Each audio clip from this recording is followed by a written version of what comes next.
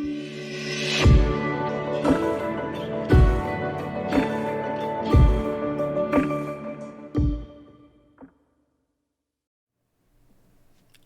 friends, welcome to Coding Garden with CJ.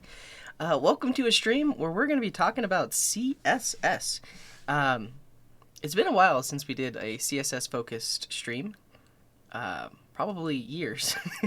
But the plan today is to work on this user style that I created. So, a little bit of background. There is an extension here called Stylus. And this allows you to create custom styles for any website that you want. And I have created a custom style for Wikipedia. So when I go to Wikipedia to look at articles, they look like this. The style that I'm working with was forked from an older style, but I'm cleaning it up a bit. I changed the default color to green because this is the Coding Garden. And I also added some more styles because that style was about 2 years old. But basically, you can install this extension, and then you can define your own styles for any website. And then you can go to userstyles.world, and you can see all of the various styles that people have created. Like for instance, like npm in dark mode. Let's try one of these out. So if I just search for PostCSS on npm. npm doesn't have a dark theme, at least that I know of. Let's look at this one. npm readme dark mode. It has no pictures, no preview. Let's just try it. I'm going to click install. And the install failed, so I won't install it. Let's try another one. This one. It was only updated a year ago, but let's try it. Okay. So when you're installing a custom user style, you don't have to worry as much because you usually can't do malicious things with CSS. However, some people have shown that you can have like a keylogger with CSS. I've scrolled all the way to the bottom. This is all of the CSS that I'm going to be installing. At a glance, it looks like I can trust it. So I am going to install that style. And now, look at that. It instantly changed all of the colors for npm. Though I actually don't like it that much. It's fine. I think I'll leave it for now. It's fine. But on this website, userstyles.world, people have uploaded their custom styles for a plethora of websites. And you can install those as well. There's also userstyles.org. Let me give a little bit of a background on this. So userstyles.org is based on and comes from an extension called Stylish, which is what the extension that Stylish was forked from. But I'm here to urge you to do not install Stylish. They do not respect your privacy. When you're installing an extension like this that basically gets access to every single website, if they're not trustworthy, they can do some very bad things. Stylish has come out in the past as doing bad things and not respecting your privacy if you install that extension. So use Stylus instead. However, you still technically can use this userstyles.org, where a lot of older styles or even some newer ones are installed. Or you can search for them and you can still install these with Stylus. So here's an npm dark theme. Let's actually uninstall the one that I just installed. It might actually be the same one, but let's uninstall it. Just delete it. Cool. And then now over here on user styles, let's install this one. Or not. I guess you can't click the button on here. You technically could show the CSS code, and then you actually could just create your own custom style. Like you could take this CSS, and then here say, let's create a style for www.npmjs.com. Throw that in there.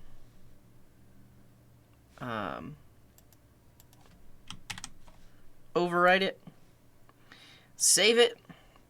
And now it's using that one, which I think I like a little bit better. I don't know. But that's an introduction to user styles. So that is what we're going to be doing today, is working on this user style that I created and organizing it a little bit. So let me actually delete this. Delete.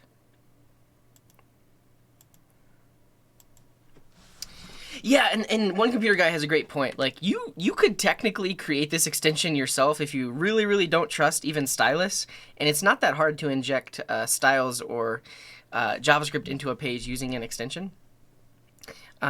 So yeah, okay. Now on to what we're gonna do today. So this is the GitHub repo where I'm currently storing the source code, and actually I will show you where I forked this from. So there's this Wikipedia clean dark that was created by G-Drill, but it was last updated in 2018, so it's over 4 years old.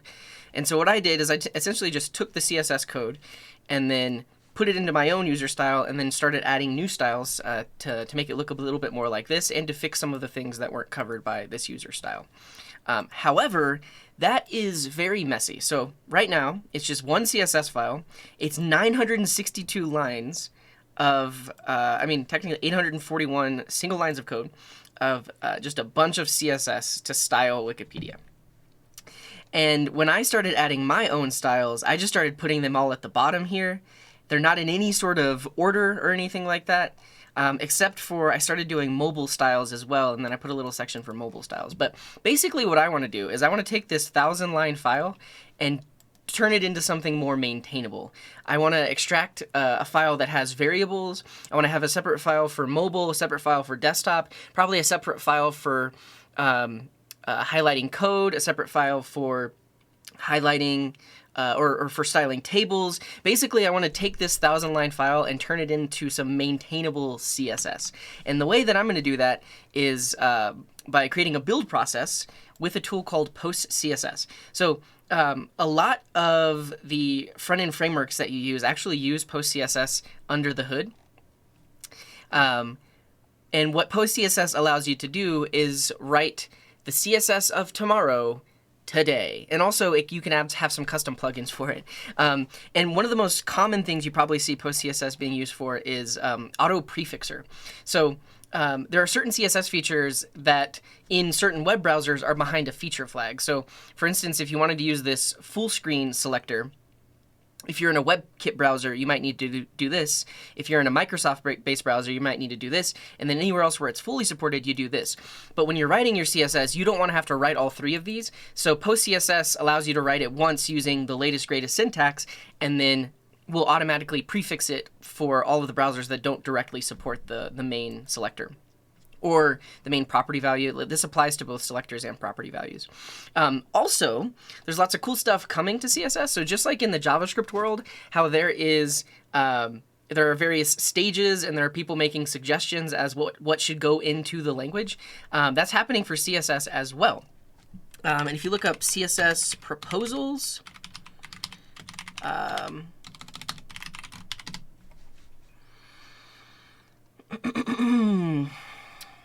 I'm not quite sure what the repo is, but we'll find it. So right now there is a proposal for being able to nest selectors, very similar to how you can nest selectors inside of Sass. That's one of the things that popularized it. But there is a stage 0 proposal, here it is, that will actually give us nested selectors inside of CSS. So we wouldn't have to use Sass, we could just do it directly inside of the web browser. It's a little bit different than how Sass does it because you have to have this ampersand selector. But this is the proposal. First came out in 2015. And if you look on the W3C, which is the World Wide Web Consortium, which is actually where my username comes from, is W3CJ, because my name is CJ. I'm not part of the W3C, but I do web development. But the proposal is on here as well. So PostCSS basically has a bunch of plugins that allow you to use all of the latest and greatest CSS features with CSS. And so we are essentially going to set up a build process in a project with a bunch of yes, I do web development, with a bunch of folders and such.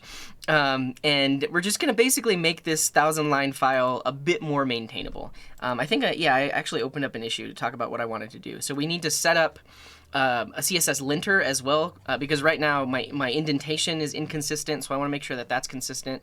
I'm going to set up PostCSS probably with Vite. We're going to create some variables, extract it into separate files, and basically just make this thing maintainable. That's the plan anyways. Okay, let me catch up on chat. That's the intro. That's what we're going to do today. Here we go. Yeah, so Nikki Poo asked, what is @moz document domain? So I don't know if this is a user style specific thing, but you can see, I guess I can just show you in the CSS here. That says what domains this user style will apply to. So @moz document says if I'm on wikipedia.org or wikimedia.org or wiktionary.org or wikinews.org or wikimedia.org, if I'm on any one of these domains, that's when we should actually apply these specific styles. I don't know if this is a Firefox specific thing. Let's see if it's on caniuse.com.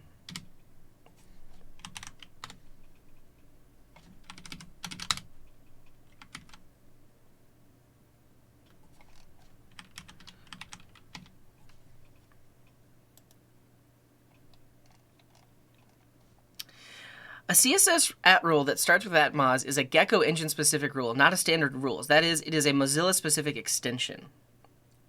Interesting. So this is technically something you only need in Firefox. All other browsers will ignore it. Okay.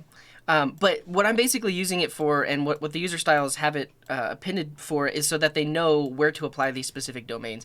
And it's possible that when you use the stylish extension, like in Chrome, it actually reads this line and then knows when to apply it. I think there's also a comment you can add here that says what sites it should be applied to. But yeah, apparently this is a Firefox only thing, but it might also be used by Chrome and a Chrome extension. Yeah. Yeah, welcome in, Muntahai. Yeah, I mean, that's a quick plug for the email list. So if you want go live notifications in your email, you can sign up on my mailing list. Yeah. Or just use Dark Reader. Yeah, so I mean, we could see what Dark Reader looks like.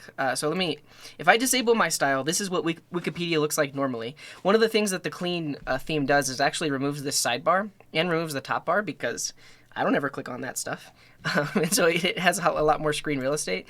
If we enable Dark Reader, this is pretty good, honestly. Like, just if you're using Dark Reader, perfectly fine. But I like to at least be able to like disable that sidebar. I also changed the font. So for reading, and typically what you're doing on Wikipedia is reading, a serif font is actually better because your eyes can more clearly differentiate between the letters. So I also wanted to have a serif font instead of a sans serif font, but you know. Yeah.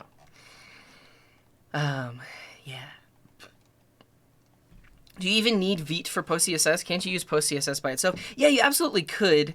I'm gonna look into it because like we can look at the setup, and it's possible that I would just like have a package.json with a PostCSS. Yeah, I mean, and really what they're telling you with PostCSS is like you have a config and then like you set it up with gulp, or you could set it up like basically you need a runner for it, as far as I know. And Vite is essentially going to be our runner. That's really the only purpose of Vite would be to invoke PostCSS with all of the various plugins that we define. But we'll look into it because I've never done this before, so I'll have to look into it. Yeah. What's up, American 2050? Welcome in. Dark Reader versus Night Eye? Never heard of Night Eye. The best dark mode extension for your browser. That looks cool. I've just used Dark Reader and known about it, so that's why. Cool. In the More tab of PostCSS.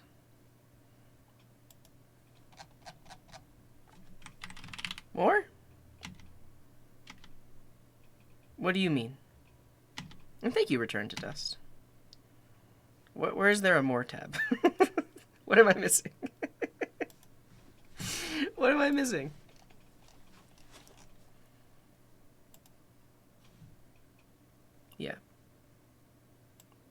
Yeah, so I mean, if you look at the usage on PostCSS, it says, start using PostCSS in just 2 steps. Find and add a PostCSS extension for your build tool.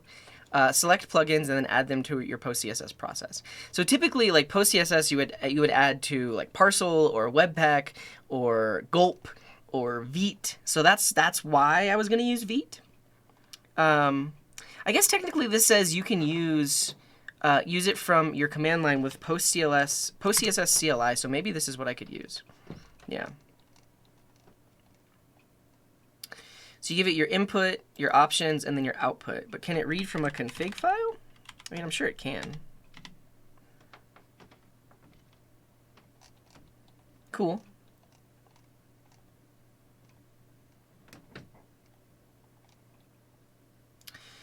I think the other thing is I could potentially look into how to do like real-time development with it. So I haven't even looked into this.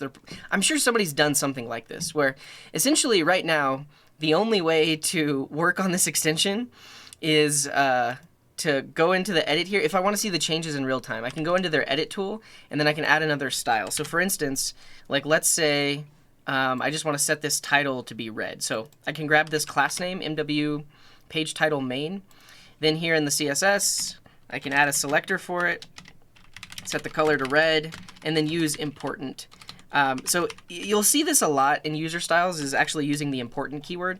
And the main reason is because you don't have control of the web page itself, sometimes you just need to have an override to get your style to actually apply. So if I do that, that will directly target it and set it to red.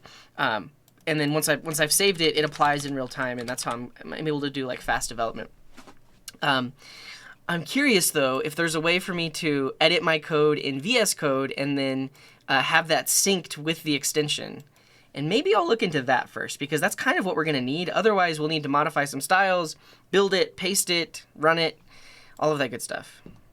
So yeah. Why not use Sass if you're transpiling it anyways? Because with the latest and greatest CSS features, you can do all of the things that you can do with Sass, but you're doing it in syntax that will eventually be supported by the web browser. So think about it like a Babel transpiler or even a TypeScript transpiler. Whatever you set the target to, it has to do less transpilation and less changes. So for instance, like TypeScript that's targeting ES 2022 essentially removes all of the typings, but then there's a lot of extra stuff like optional chaining, top level await, nullish coalescing, all of those features that are actually supported in web browsers. And so when you build, because the browsers support those, you don't have to polyfill or replace those features.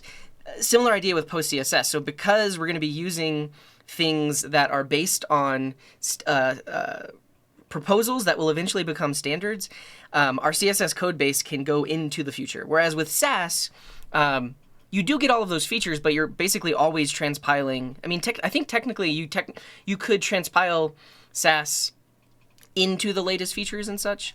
I don't know. I just made the decision that I want to use PostCSS, so that's my decision. With PostCSS, I always wonder who they will respond if features that are in proposal stage don't turn out the right way they originally thought. Well, all of the plugins are either core plugins or ecosystem plugins, and I think if a proposal changes, it's very likely that they'll change how the plugin works, or they'll create a new version of the plugin. Like, because at the end of the day, they're still just generating CSS. So, yeah, if the proposal changes, then yeah. Does an extension exist that overrides a specific website with my own? Yeah. So that's what we're talking about today. So the one that I use is called Stylus. They have it for Chrome as well, but you can check it out there. And then there's another one called Stylish, but I would say avoid it. Do not install Stylish.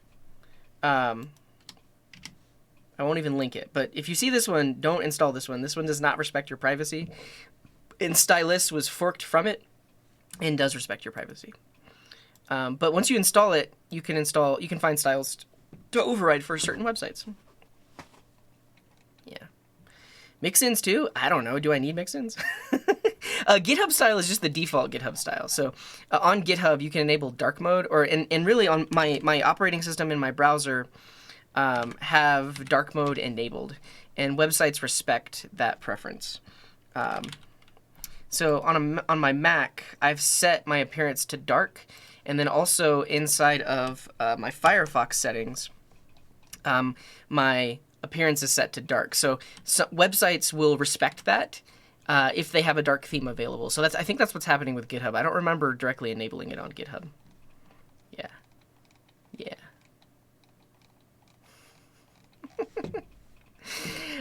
Okay.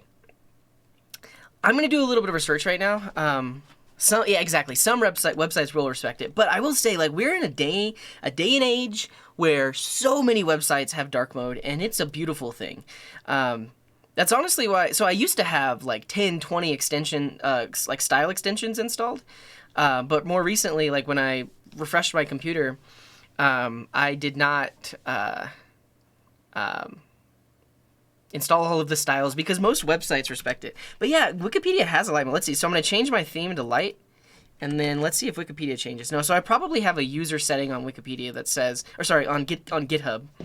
I probably have a user setting on GitHub that says I prefer dark mode. Okay. What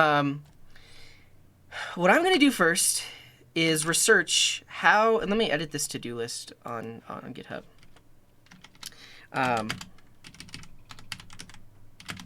Research how to do local development for a stylus extension. Because, like I mentioned earlier, I don't want to have to keep copy-pasting the code over here. I want to be able to edit it in VS Code and then just like push it to the web browser somehow. Okay, so let's just search for stylus user style local development. Well, that Dino shirt is still around. I'll probably, if it's clean, I'll wear it on Friday.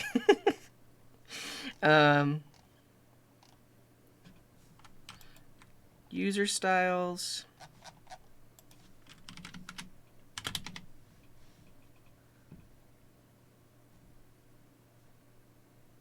User styles manager. User style local development with VS Code. Let's be very specific. I'm sure somebody's done it, right? Because I think, like, technically, I could have a script running locally that writes the file to wherever it exists in the Firefox settings. That's probably what I'll have to do if I can't find any resources on it.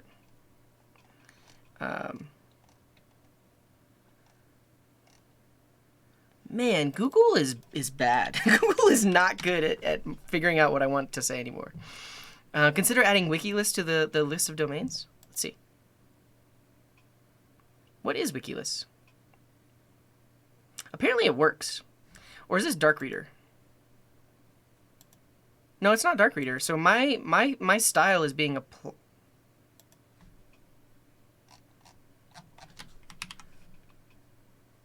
What is happening? Because it says I don't have any styles applied.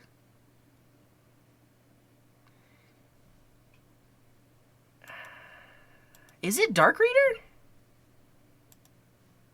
I'm just gonna uninstall Dark Reader for now.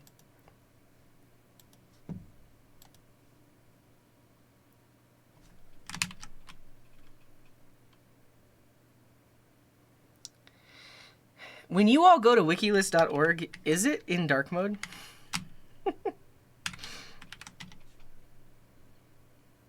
Yeah, I guess that's just their own dark mode.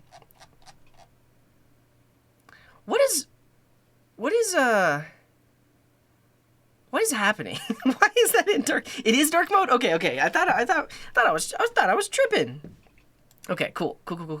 But it does look like, so WikiList is dark, but we could override some of the styles, like to make it look a little bit better as well. I mean, technically, yeah. I mean, we could even see what would happen if I put wikilist.org in my Wikipedia style, user style. So if I go in to edit this, down here at the bottom, I can add another domain. URLs on the domain wikilist.org, and then save it. Look at that. I would have to add some new selectors for this stuff, because you can see that their styles are more specific. But just by adding the domain there and the existing styles that I have, it looks decent. Okay. Whoa, what font is that, Oscar? How are you doing that? How did we not get rid of font faces?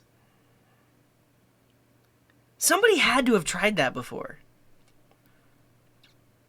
That's crazy. That's crazy. No, I'm not going to get rid of it. No, it's fine. I don't see any reason to get rid of it. But I had no idea. I had no idea that you could do that. Okay. User style CSS local development refresh.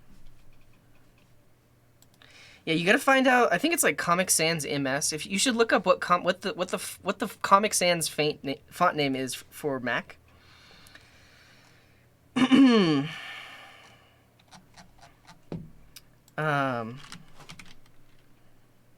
Yeah, the font tag is a real thing. I think it's deprecated. Like if you look up the font tag on MDN, it'll probably say that it's deprecated. Yeah, this is deprecated, but it actually works.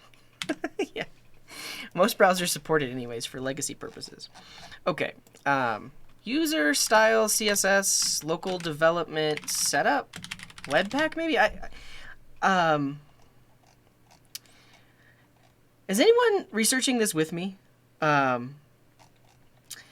Because I can't find anything.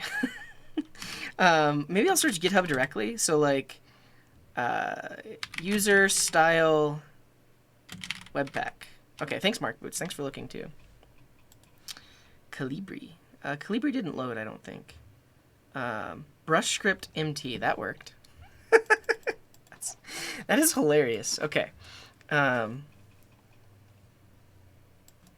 guess I'll just search GitHub for user style. There you go. Nookie Poo found Comic Sans MS. Yeah.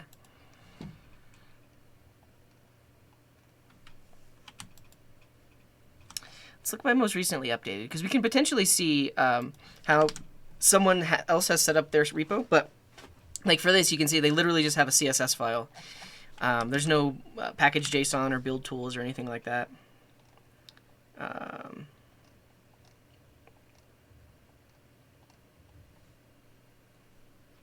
Custom, easy to publish style sheets for userstyles.org.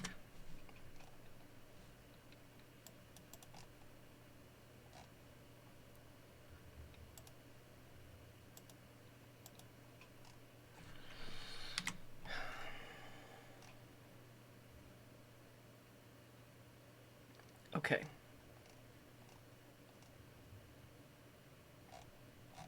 I'm not seeing anything. So the next thing that I'm going to research is the actual stylus extension itself.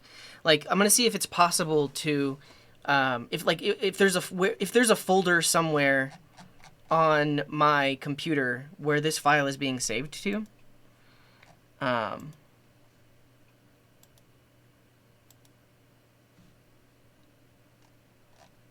Yeah, the thing is, like, a lot of the user styles people create, like, some of them can be pretty intense, like, pretty thorough. I just don't know if anybody has thought of creating, like, a maintainable project.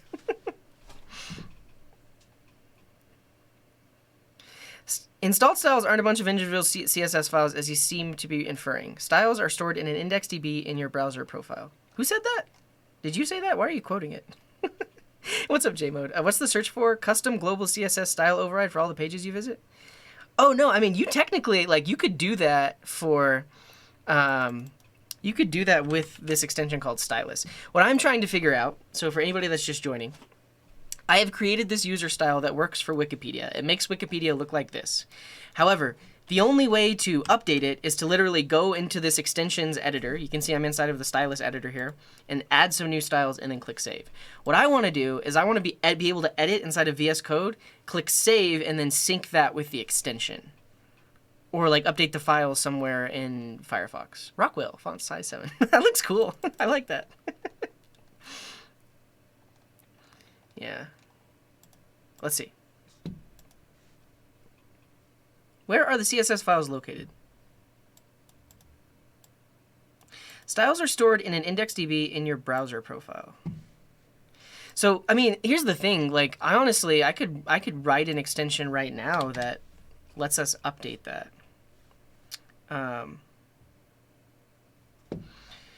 Before resorting to backing up or restoring all installed styles, it is best to export or import your styles as a JSON file directly from Stylus's manager. So technically, yeah, there is an import here. So if I could figure out if there's like a programmatic access to, I mean, Those fonts are they're funny. Okay. Oh no, they'll still be there. So that's not the issue. So check it out. Let's say I did this as an example a little bit ago. Let's say I want to style. Whoa, why are the dev tools broken like that? Let's say I want to style the title on Wikipedia to be red. So I can go over to my custom style that I've defined for Wikipedia, and I can say this should have a color of red. And if I save that, it actually applies it to the page. Easy. But I don't want to write in this editor. I want to write locally, like in VS Code, and then somehow integrate with this extension to get those updates into it. Okay, let's read what Stylus has to say. Click on the Stylus icon and open the manager. The URL should look something like this. The ID is the part between / and the manage. You don't need to memorize it, just remember the first 4 or 5 characters. Locate the profile and database folder.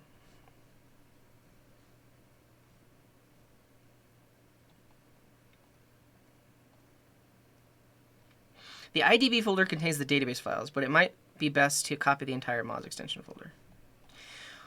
Okay, so if that IDB file is a SQLite file, then I could write a local script that updates that SQLite file.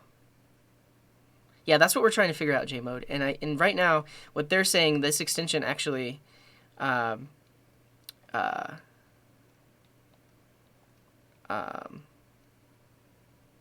puts it in an IDB folder. Okay, I'm gonna hide my screen for a second while I find that folder. But let's see.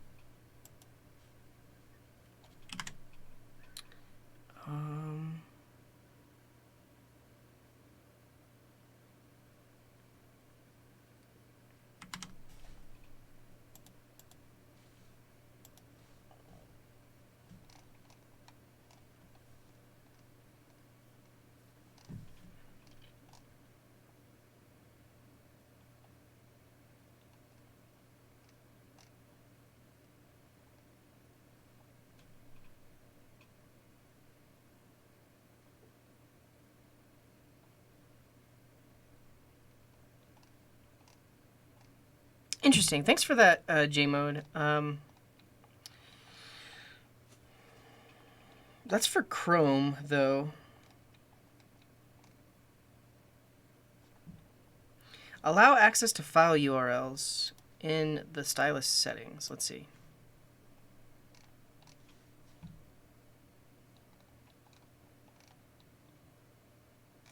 Okay, honestly, this might actually. Okay, so this might actually work.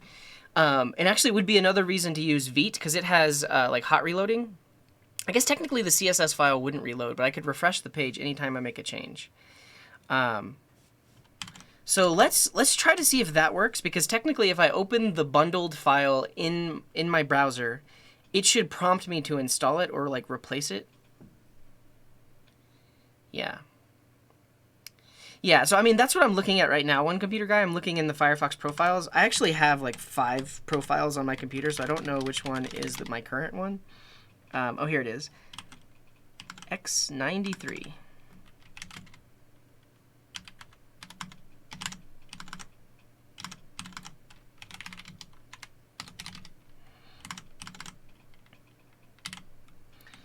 Um, 3BFAB.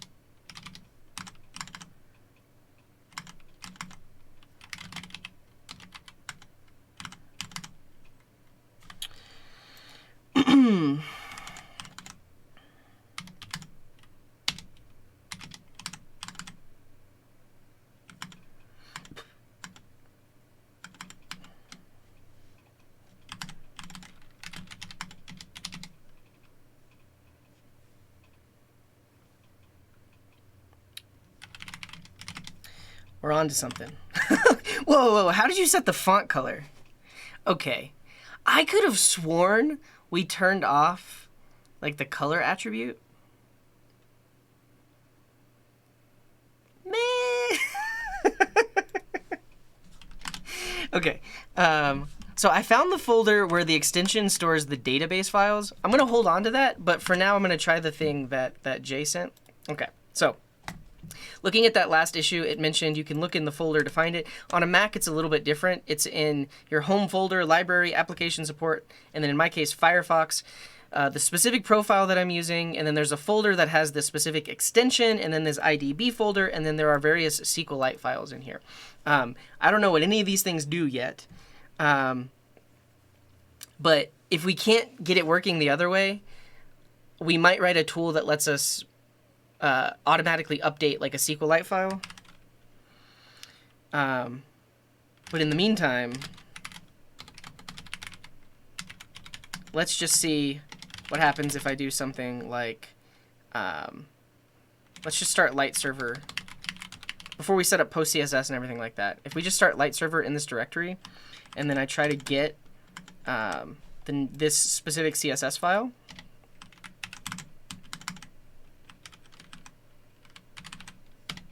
it loads, and then I don't want to check for updates, but I can click install, and then if I change something like everything should have the color red, important, and I save that, I will have to manually refresh this page, but now it sees that it changed, and so then I'll have to click this button. Yeah. And now everything's red. So that's not a horrible developer experience, because technically I'll just like make some updates, the build process will run, then I'll come over here, refresh this page, and it'll be like do reinstall, and then we can check. It's not a horrible developer experience, but it's just a matter of like how long do I want to do this before I get tired of refreshing the page every time.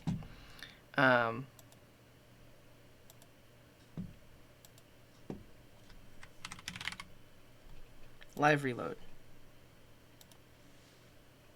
Okay, a live reload checkbox is shown if installing a user CSS from a local source and also localhost.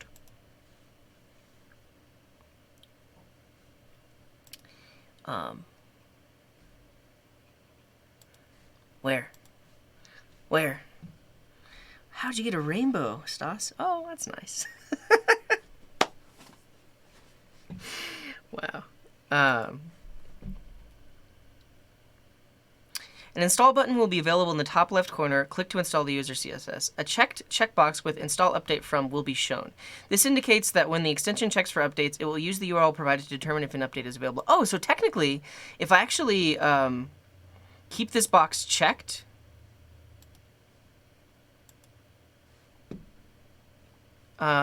check for updates, and I need to remove the other one.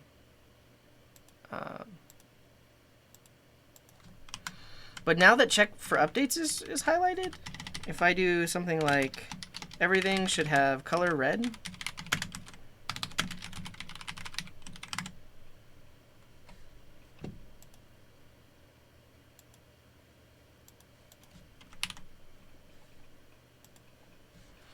that didn't quite work.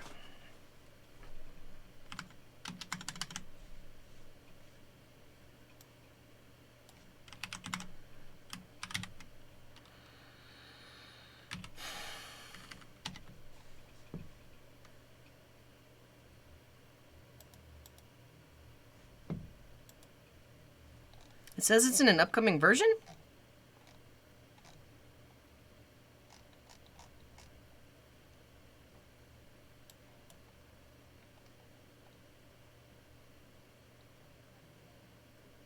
So the file has the same name, so it's hosted here, and that's not going to change when I'm running locally.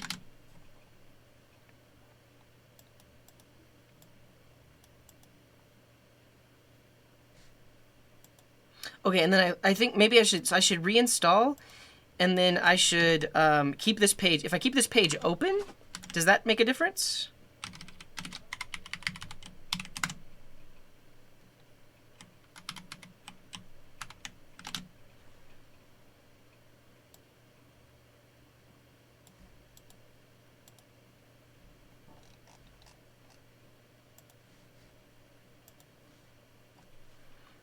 Yeah, I am working hard. You all are not working hard.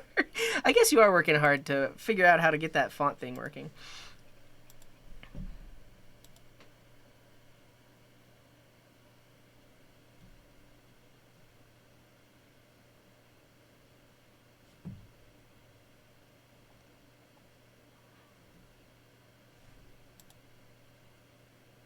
Mm-mm.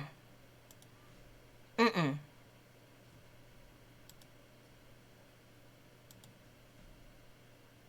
Yeah, it ends with .user.css, yeah.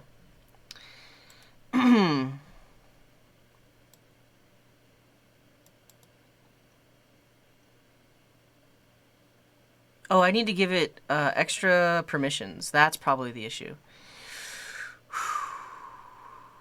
This is going to be in my extension settings, stylus.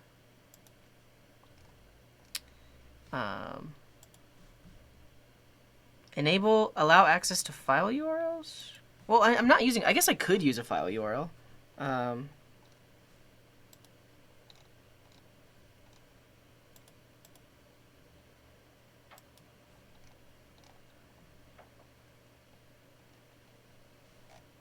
Maybe the settings have changed.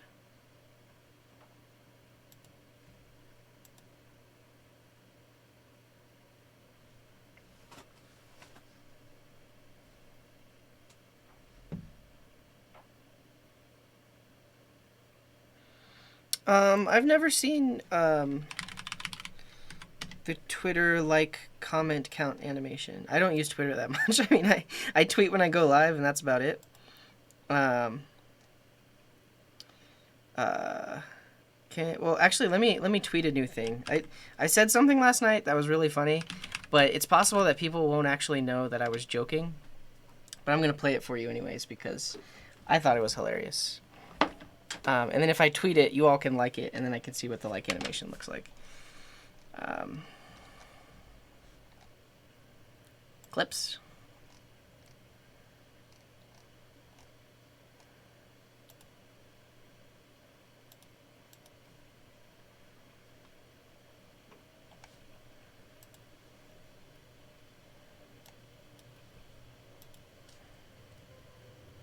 My preferences are better than yours. Mine are right, and anything that are not my preferences are wrong. And if you have those, you are wrong, and you are bad. I'm gonna tweet this. Should I tweet this? Type 1 in chat if I should tweet this.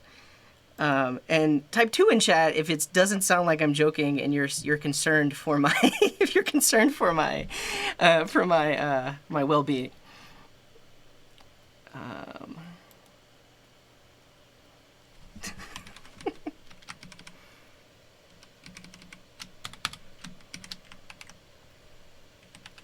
One, but also two. Yeah, I think that's the thing. Like, anybody that doesn't know who I am will not know that that will not know that I'm joking. Yeah, what should be the actual text of the tweet? Some it should be some programmer thing. I'm not joking. Also, should I tweet it as a Twitch clip so that will it embed it if I tweet it like this? Rich Code's website, it doesn't come across as funny to me. That's okay. I don't think it's gonna get everyone. Two space tab is the only way. I know. Here's the thing: is like I know that this is a bad opinion because I'm actually, Twitch clips don't embed, so maybe I need to. Oh no, what's up, Trash Dev? Thanks for being here. Did I miss your messages earlier? Hello, shout out to Trash Dev. Does that mean I should download the clip? and then directly upload that to Twitter? Would that be better? I don't know how Twitter works. Let me know. People download it? Okay. Download.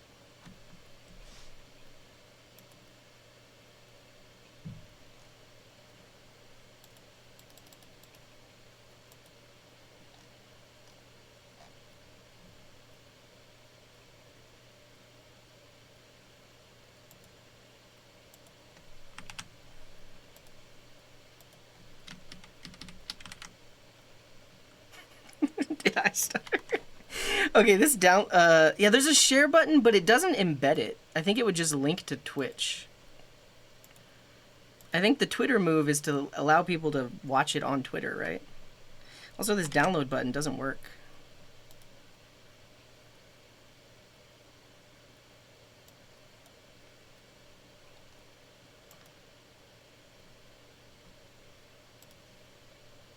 Might be my ad blocker that's blocking it.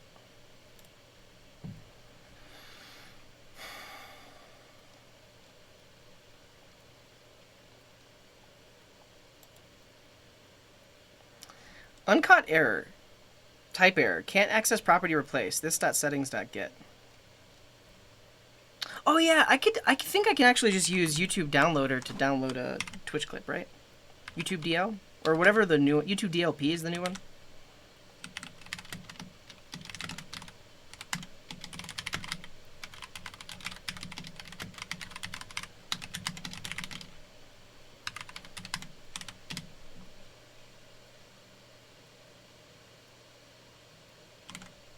Yeah, that seems to work.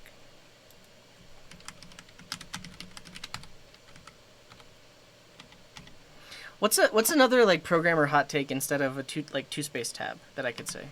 Yeah, YouTube DLP is the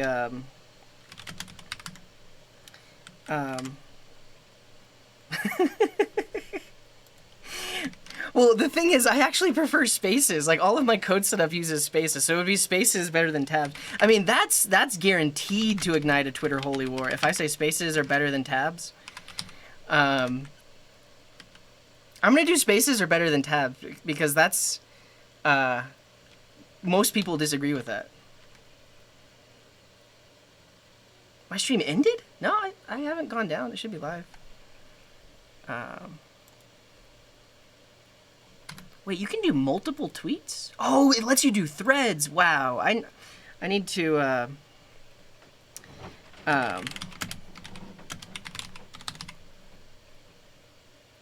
do I say GIF?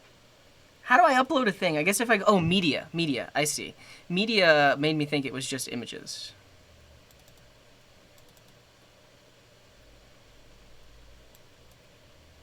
My preferences are better than yours. Mine are right, and anything that are not my preferences are wrong. And if you have those, you are wrong, and you are bad. My preferences are better. There's the tweet. Okay,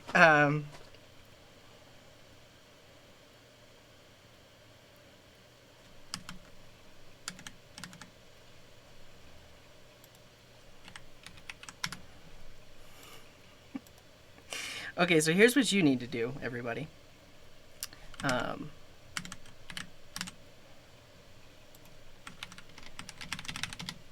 Go like the tweet, and the main reason we're doing this is so that I can see the tweet like animation. Because somebody mentioned that there's an animation that happens whenever someone likes the tweet. I guess, do I have to be on the page itself?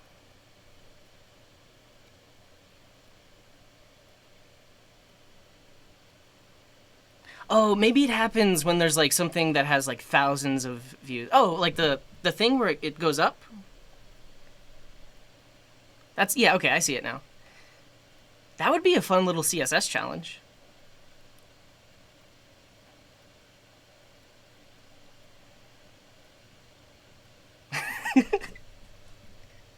Okay, who asked that question? Was it Mark that asked that question?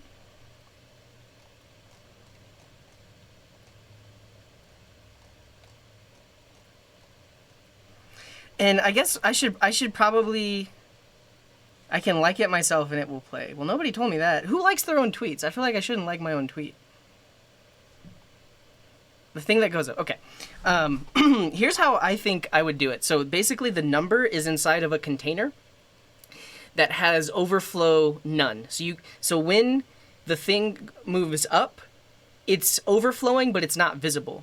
So when you want to change the number, you essentially create an element below it, do a CSS animation to bring it up. This basically comes out of view. The new one is in view, and then when the animation is over, replace it with the number itself. That's how I would do it.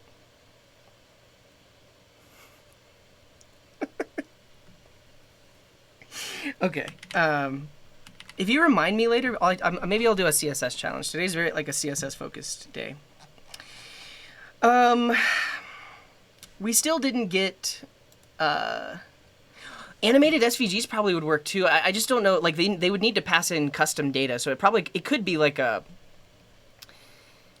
It's probably like a React component, right? What does Twitter use? They don't use React. That's a Facebook thing. What does Twitter use? Do they use Ember?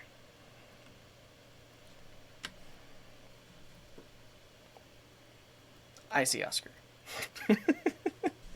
Are you going to type in the most obnoxious font now so that it makes it really hard to read?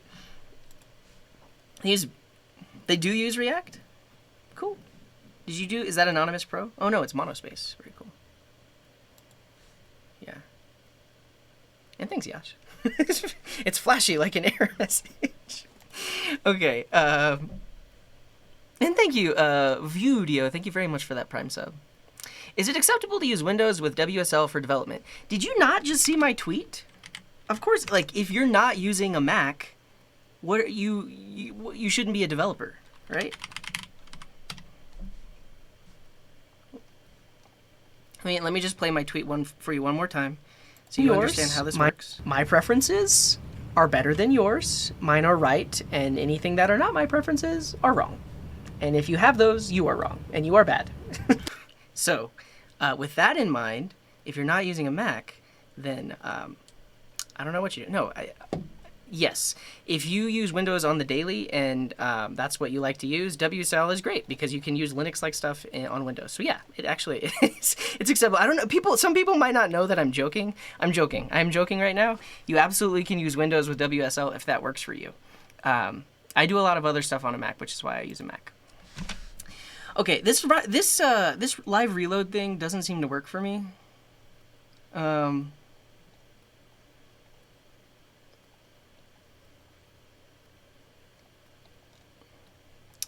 I do it right? An install button will be available. With the stylus extension enabled in your browser, open any user... Okay, so here's one thing that I'm not doing. I'm not opening the file location. I'm using a 7-year-old MacBook, and you can get this MacBook on eBay for around $600 or less, depending on the condition that it's in. So what happens if I don't use live reload? What happens if I just do this?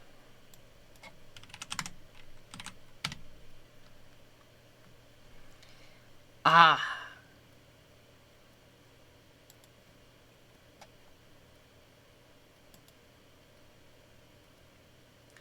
Okay, so now that live reload is checked, yeah, this is it. So it wanted it to be file. That's even better. Like, I don't even have to use light server or anything like that. Where did it go? Here, live reload.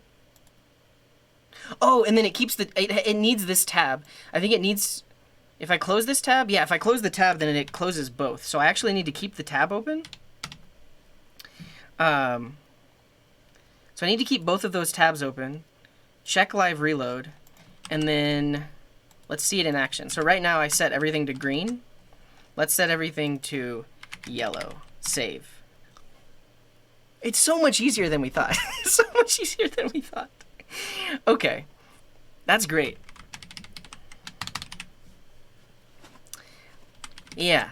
That's the winner. I can't believe it took me so long to figure that out. Thank you. First of all, thank you to Jay for submitting the link to this section of the GitHub repo. We need to put this like in the README. Yeah, first try after the 10th try. the first try after the 10th try worked.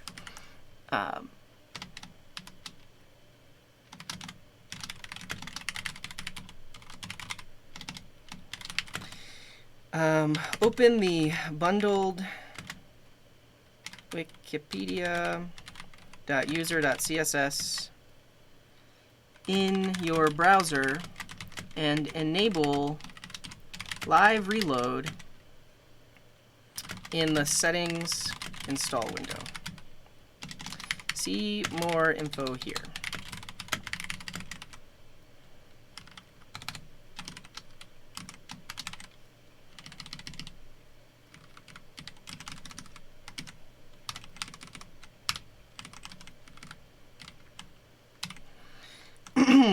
What's better? Is there an other option?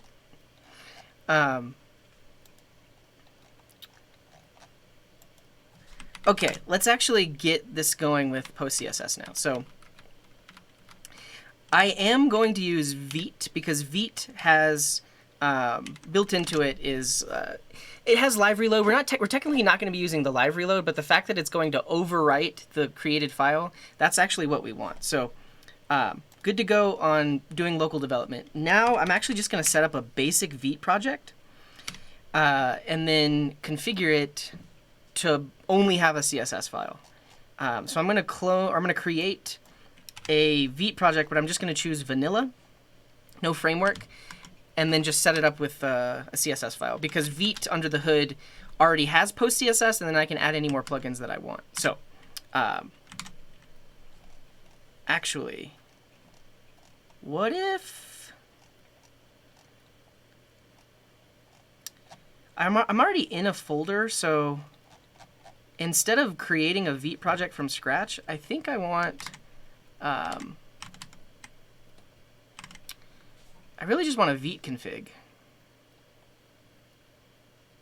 Tell me how to do that.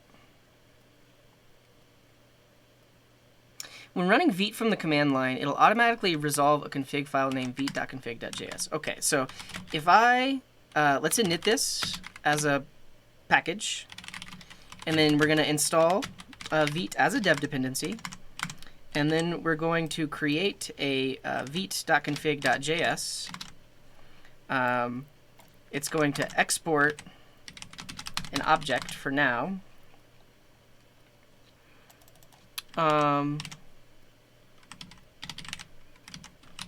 We get some autocomplete.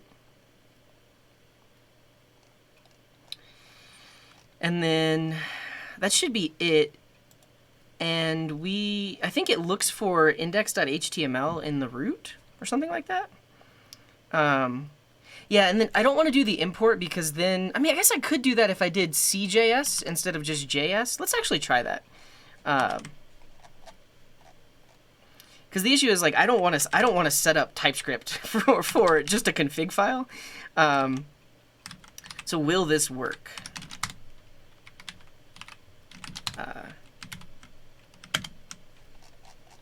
Yeah, so we get options here. Okay, I guess that will work. I didn't know you could do an import in a JS file. I thought this would have to be a type module. Okay. Now, if we go back to the guide, using plugins, well, not plugins. We want to look at static asset handling, and they should have a section on PostCSS. I'm in features now, PostCSS. Vite is pre-configured to support CSS at import. If the project contains a valid PostCSS config, it will automatically be applied to all imported CSS. So let's also create this.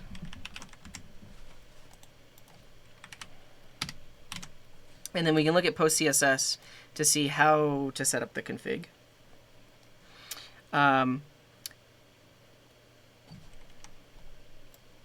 Yeah, in this case, I actually just want to install a preset env. So if you're familiar with Babel,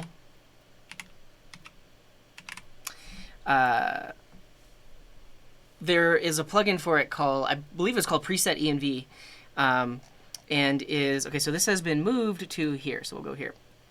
But that basically had all of the settings for when you're transpiling like more modern JavaScript. And so PostCSS preset env is a very similar thing. It basically includes all of the features that you would want.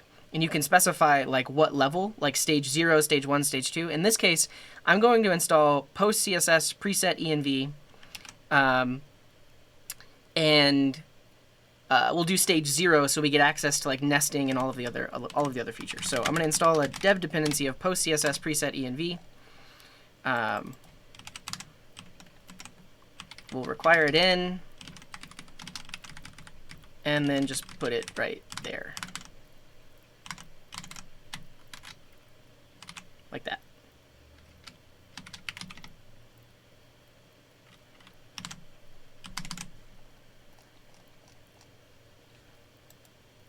Here's a quick example of syntax leveraging PostCSS preset env. So let's just copy this as an example because it has, so it has nesting. It has like these various selectors and stuff like that.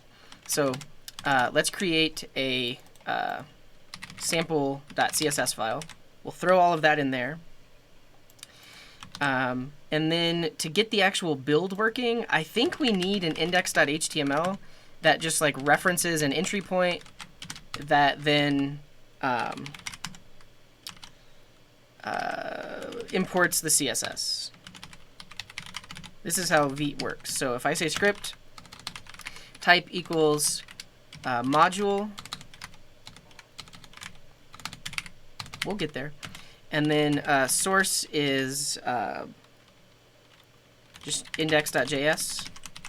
And then in here, I have a file called index.js, and then it just does an import of sample.css. I should probably have a source directory. So the source directory has index. It's also going to have sample. Oh, not screenshot. Screenshot needs to go there. We want sample. Goes in the source directory. And then this imports that. Okay. Now, if I do npx vite, what happens? The following dependencies. So I actually need to directly point it at source. So this needs to be /source/index.js. And now if I go here, this imports that. If we look at the source, that imports that, and then if we actually try visiting source/sample.css, we can see the hot reload stuff. I don't want this though. Like I want the actual CSS source. I think I can just, if I do vite build, that should create the CSS file. Yeah. So now there's a dist folder that has assets, and then has the created CSS. But if we look at this compared to the sample, it should have been changed. So, like for example, there should be no nested selector. We should actually just see a separate a hover selector, and we don't. It did not transpile that.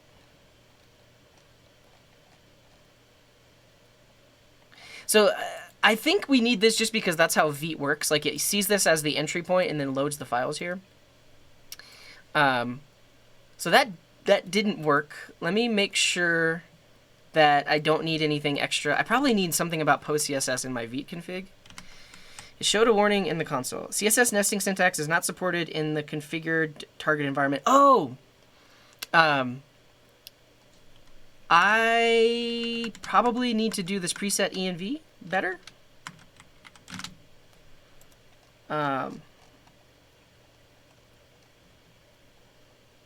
Plugin options.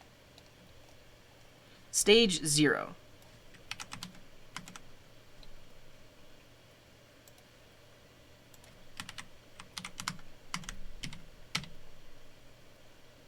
There we go. That's what I like to see.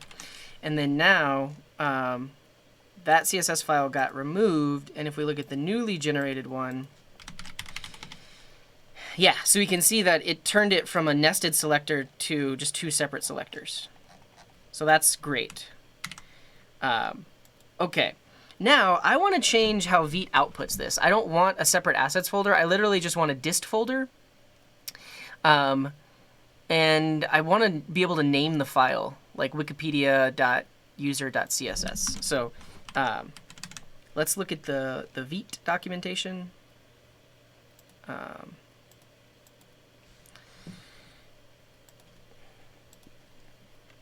Dist.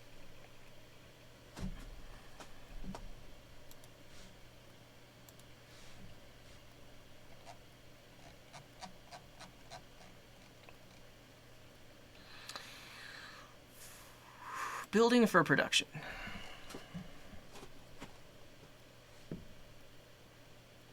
Customizing the build. The build can be customized via various build config options.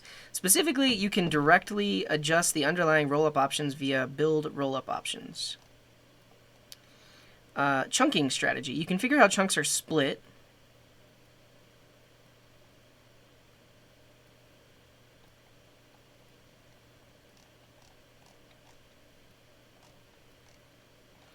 Library mode. I think this is I probably want library mode. Because this is like a CSS library in a way.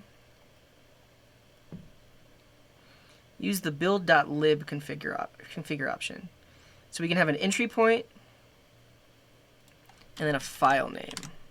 Let's try to do this. So I want to resolve source index.js. Let's call this Wikipedia clean dark green. And the file name is going to be Wikipedia .user.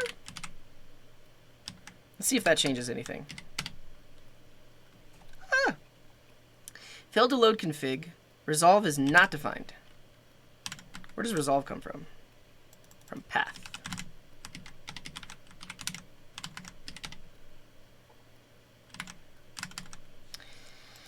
So now we see that we get a style.css, which is good. We also get a user.mjs and a user.md.js. I want the style file to have the name wikipedia.user.style instead of just style.css. There's got to be an option for that.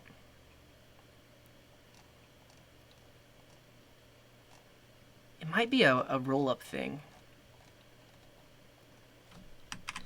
Roll-up. CSS file name.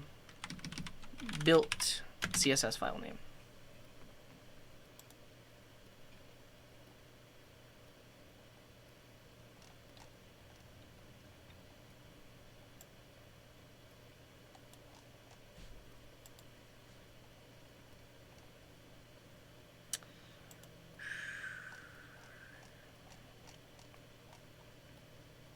Rollup plugin Sass.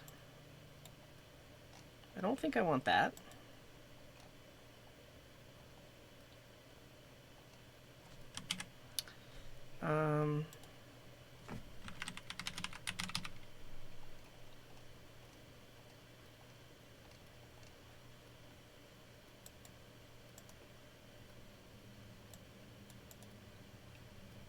Apparently that did work. Well, the color did. The font didn't work.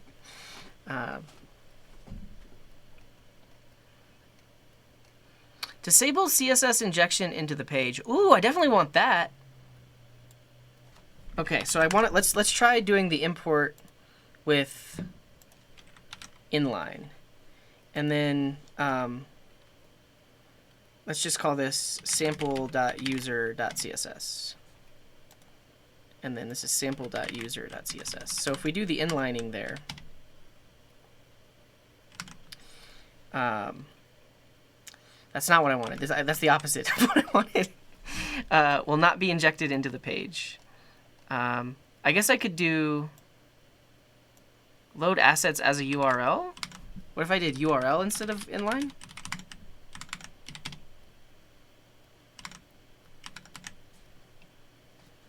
Yeah, I don't want either of those, because the build like this will actually generate the CSS file. Great.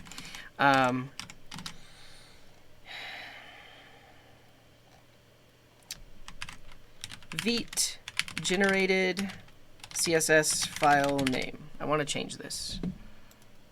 Thank you, Delano. Let's see. Assign file name. Rollup options. Seems fine. That's really all we want. This is from a year ago, but it probably is still a thing. How to build a CSS library with Vite. That's what we're trying to do.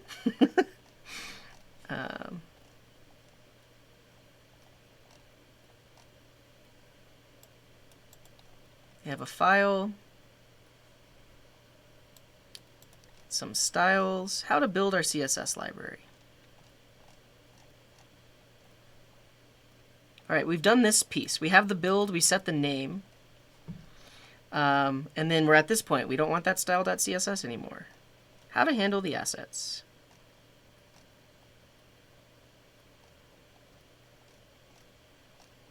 How to package the library. Maybe not though. So I'm going to try that Stack Overflow suggestion, which is in our config, we can have rollup options. And here we can say, if the asset's name is style.css, I actually want to call it user.style.user.wikipedia.user.css.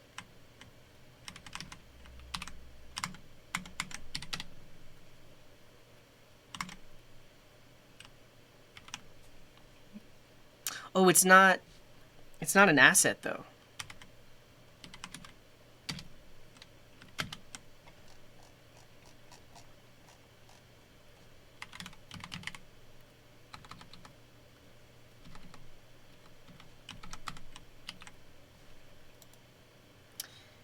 I guess it's an asset if we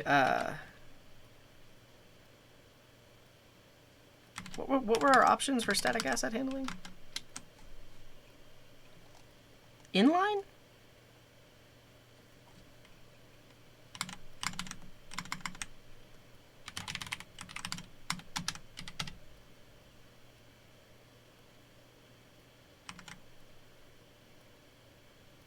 Yeah, and Lazy Sleep is saying, I was trying to get rid of hash and dist files, but I found something on Stack Overflow that it's hard-coded.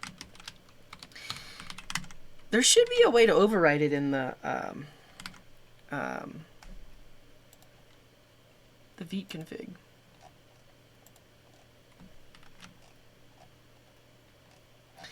Also, I mean, I wonder if there's a way to tell Vite that, you know what, I literally only want a style file.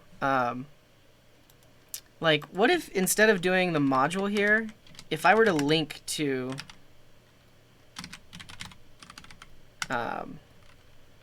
source/sample.user.css. Oh, you're totally right. Yeah, you're totally right. What was I just changing? Yeah, so I needed to use the name here. So this asset name is style.css. And then in the config, I called it something else. So hopefully that's actually the feat we needed, the thing we needed. Could not resolve sample. That makes sense because we renamed it to style. Actually, let's just call it index because that's what it's going to be eventually. It'll be like our entry point into all of the other CSS. No, that didn't work. It's still style.css.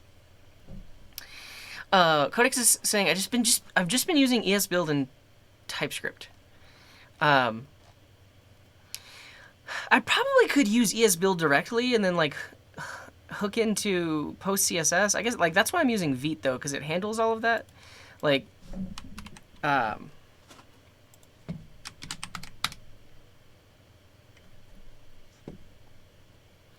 manual chunks and the rollup config options.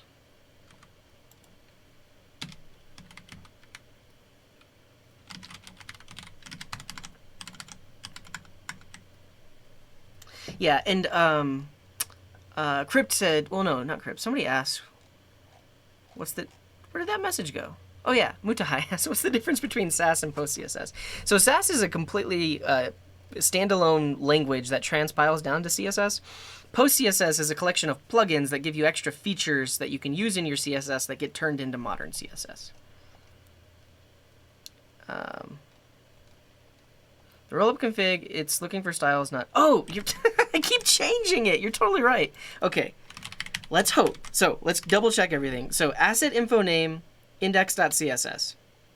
We have it index.css. We're importing it as index.css. Here we go. Doesn't work. I think assets are not for imported things like this. These aren't considered assets because they're part of like the bundle. I mean, let's just log here. Asset info. Yeah, that doesn't even run.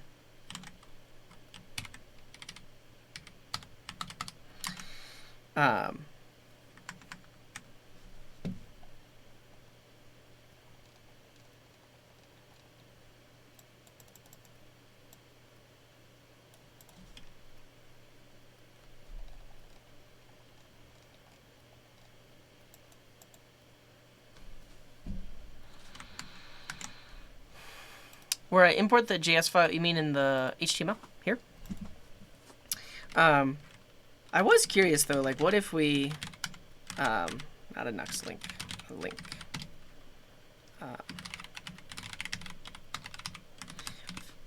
I don't think Vite picks up on style sheet imports.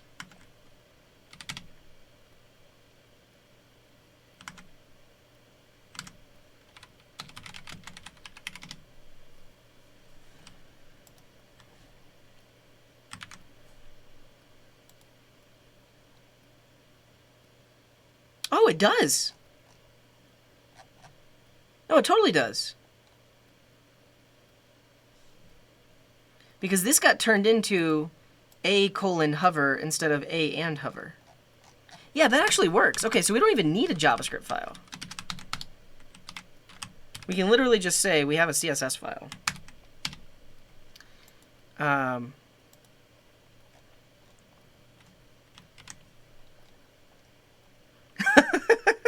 What is that? Is that an emote, Mark?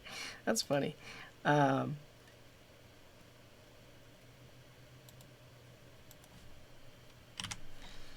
then, what if we don't do this anymore?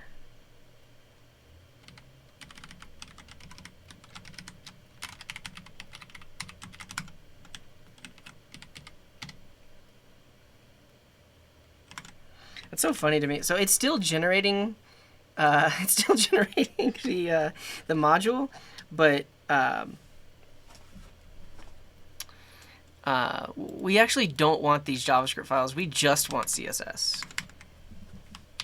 Vite only build CSS. Has anybody searched for this before? I mean, technically, that free code camp thing was, I guess, close to what we're doing there.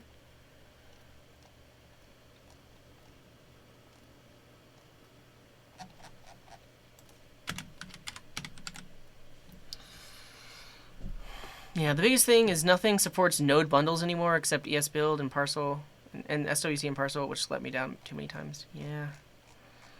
I think the way they did it is they just literally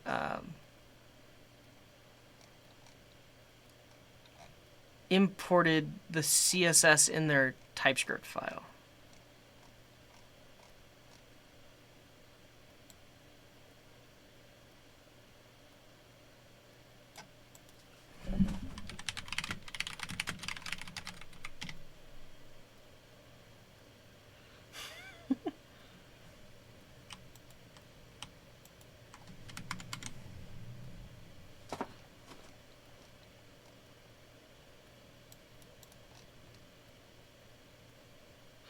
I changed the rollup output options.file.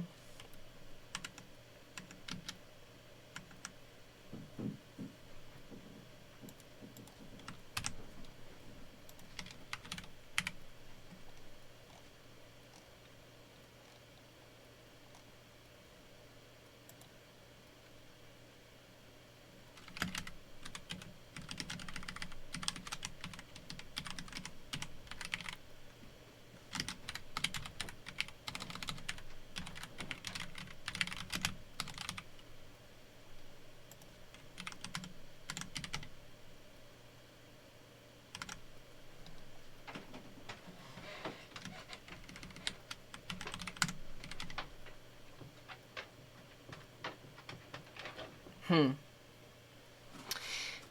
the config of PostCSS, there's a CSS. I don't have type completion for this this config. Can I? Can I get type completion for it? I'm just gonna copy you exactly sliders, or if you wanna send me a link to where you found this, because I might not have the syntax right.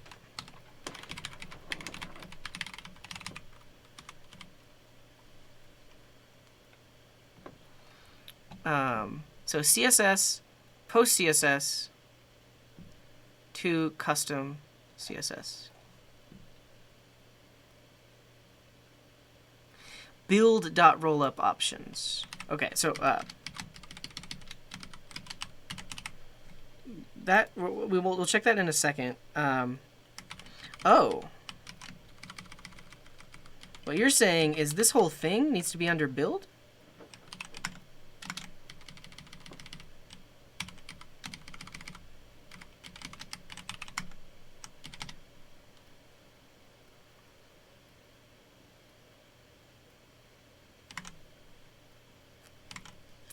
Yeah, that's it. And actually what we want to look for is style.css.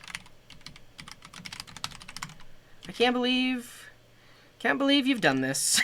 That's it. We figured it out. That's it. Okay. Thank you, Bajosi. Yeah, that's what I'm saying. It's amazing how things work when you just do it right. I don't know if you know this, but I used to have a thing I would say to my students, do it right. They would ask me for help, and I'd be like, well, did you do it right? And turns out most of the time they didn't. Yeah, okay, we're on our way. So this is great. So basically what this means is now in our source directory, we can have all kind of CSS files. But then when we run the build, it's going to generate this file in the dist folder. I think I actually do want to disable minification though. So at this point, let's just use this instead. So let's throw this in here. Delete that index.css and then rename this to index.css. And then now if I run the build, that's going to actually bundle the user styles that I wrote here. Great. However, I don't want it to minify, and I always want this to be at the top of the file. For whatever reason, it put the font import at the top. Yeah, there's probably a better way to do it, Codex. But basically, I know that Vite will automatically just look for an index.html. So that's why I did that, and then I'm just importing the source, that CSS file. There's probably a way for me to just define in my Vite config where that's coming from. Okay, can I disable minification with PostCSS?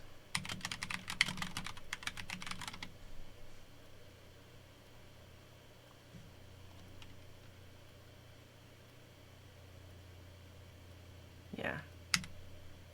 Did I knock on? I didn't say anything about Webpack. Okay, let me close all these tabs so we get back into working order. I'm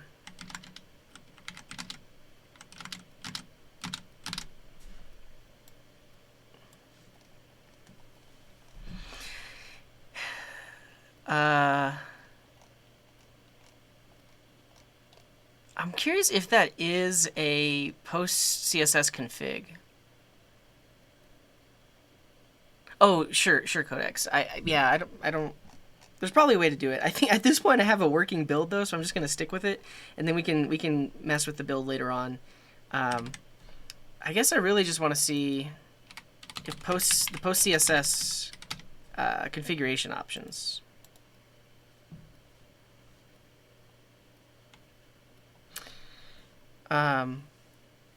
Would it just find an index.js and bundle that? Well, that's what we were doing before, is we had an index.js that imported our CSS. But we referenced that index.js in here. But then we found out that if you just reference CSS, it'll do that too. README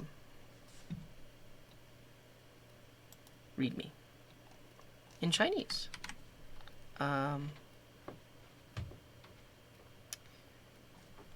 I just want the docs on what can go into my config.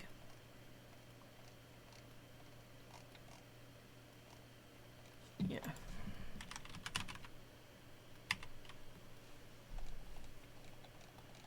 Okay.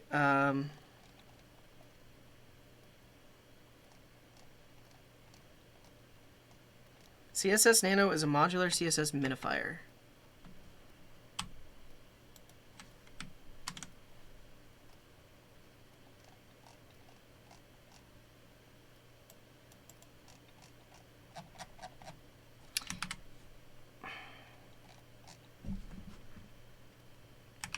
Hello, Cyrus. Says CJ. Disable minify. What's up, Corey? I usually don't get the chance to catch you live, but I wanted to let you know that I really appreciate the deep dive into Fresh, Dino, ECMAScript modules, TypeScript that you've been doing with FreshBots. Glad to hear it. I'm glad somebody enjoys it, because it's been a process, just figuring stuff out. Yeah. I am working on creating a build process for my user style.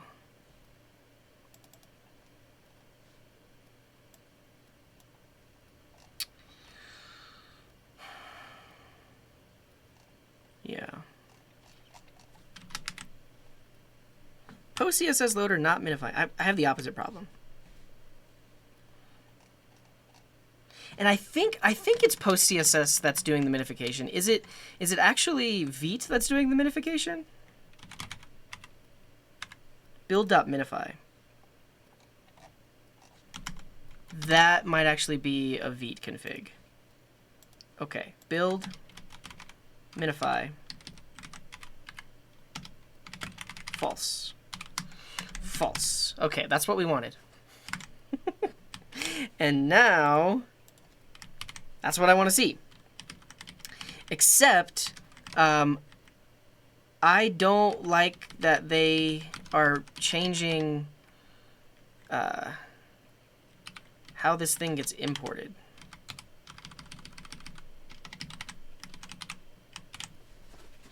Because the way I've written it is comment at the top,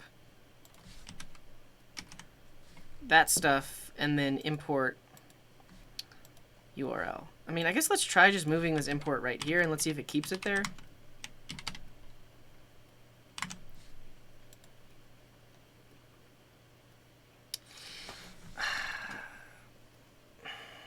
I guess that's better. But I don't think so. Now here's the real test. Let's try loading this with the live reload option, and see if it works without the comment being at the top. Because I think the way the user style extension works is it expects that this comment is going to be at the top of the file. Right now it's not.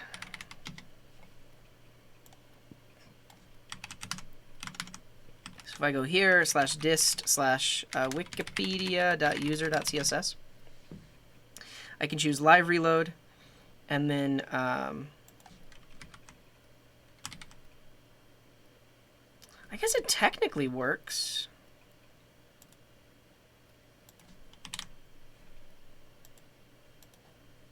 So that's there. It's weird that the import's at the top. I guess I don't have to worry about it right now if it works. So now, our development workflow is we go into this file, we add a new style.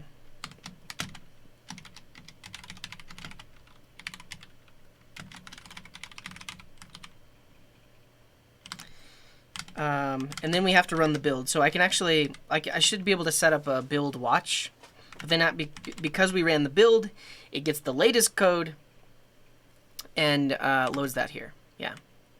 Yeah, so right now I'm using preset env in my PostCSS, and that will use auto prefixer. So this is good. We're on our way. I'm curious if there's a way to do like watch with a Vite build. Yeah, that's it. Beautiful. Let's just put this in our package.json. Um,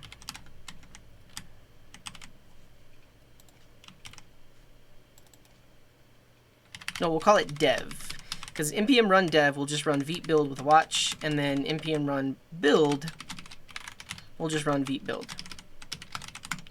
So if I do npm run dev, now this is running.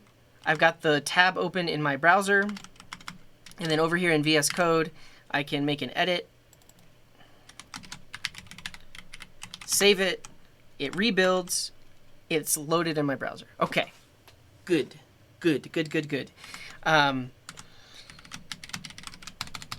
Now, I'm curious if the reordering of the import to the top of the file, I'm curious if that is like a PostCSS plugin. I'm going to research that for 5 minutes. So 5-minute timer. Can I make it so that import doesn't get put at the top? Yeah. I'm going to kill the build for now. At import is native CSS, but I think it has something to do with reorder imports or something like that.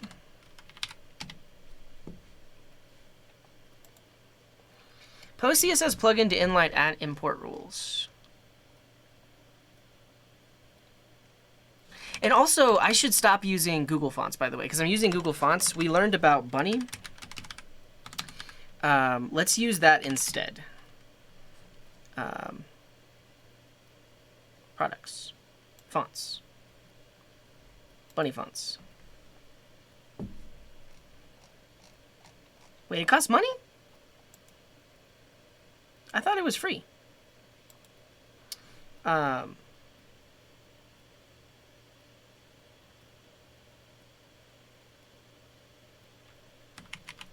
Merriweather. So, the fact that Google Fonts is like on almost so many different websites, yeah, it's a privacy reason. So because Google Fonts gets loaded on so many different websites, Google literally knows all of the websites that you visit, even if you're not using Chrome, even if you're not using Android. They can track your browsing habits based on all of the sites that load Google Fonts.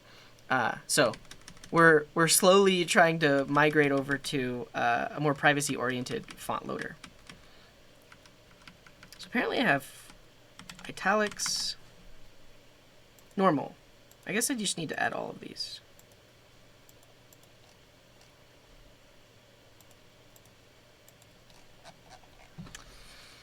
And then I also want to add Anonymous Pro.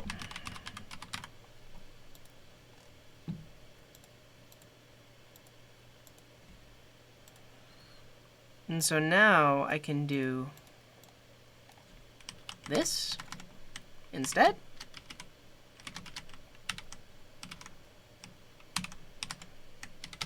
Run the build. And then this should have loaded fonts from Bunny instead. So if we look at the network traffic when I load this page, yeah.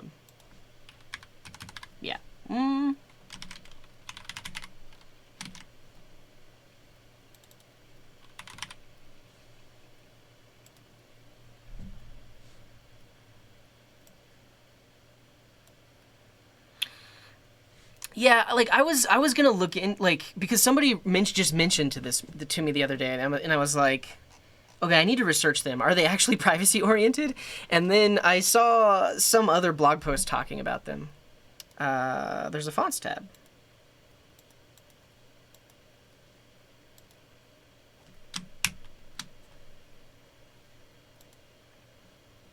Good.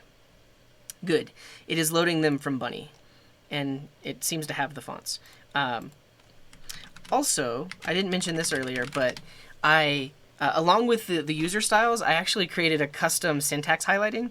Well, not custom. It's based on the syntax highlighting that I like. So any Wikipedia article that has code embedded actually uses the Anonymous Pro font, and then has syntax highlighting that's very similar to the theme that I prefer.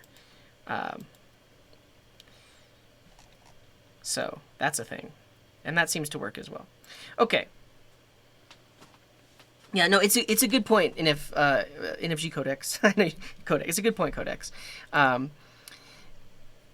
There's this other thing called font source that we found, and this is probably the way to go if you are deploying a project somewhere. And in this case, I'm not. Like in this case, I technically need this to be a remote import because this code isn't going to a server. It's just being installed as a user script. But font source gives you access to all of the Google fonts, but you can just install them as an npm dependency. So, for instance, if we look at Merriweather, you can actually install it as an npm dependency and then use it. Though, if we combine that with like unpackage, is it possible to just directly get that CSS import?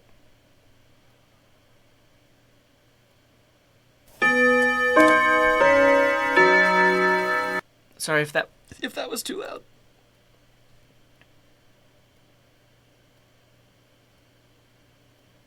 Yeah, I think technically we could do this, but everywhere it says /files, we would replace it with this URL. And that technically would load it from unpackage instead of bunny. What's up, Alka? Welcome in. Yeah, sorry for that really loud sound. Okay, all we were trying to do was figure out how to change the import order. PostCSS at import order. I'll reset the timer because we got sidetracked. 3 more minutes to research how to do this.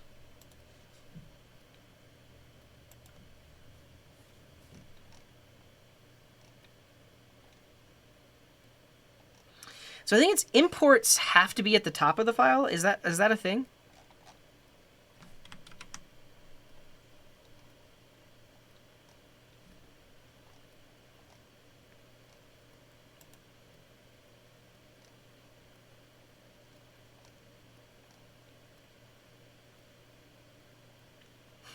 It's like a Pomodoro, where you don't stay on task and you take no breaks. I mean, that reminds me, I don't even have my break timer running.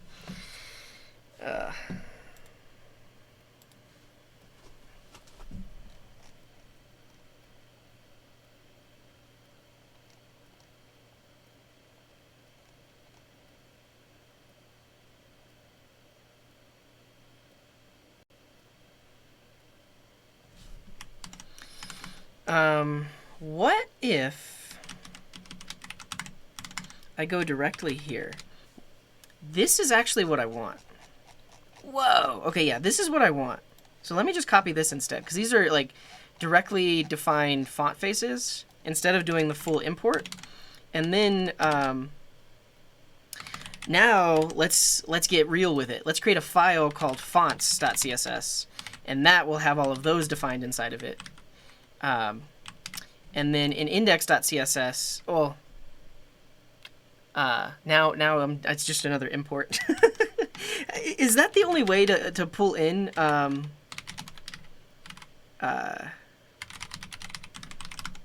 things? Looks like you didn't end your @import statement correctly.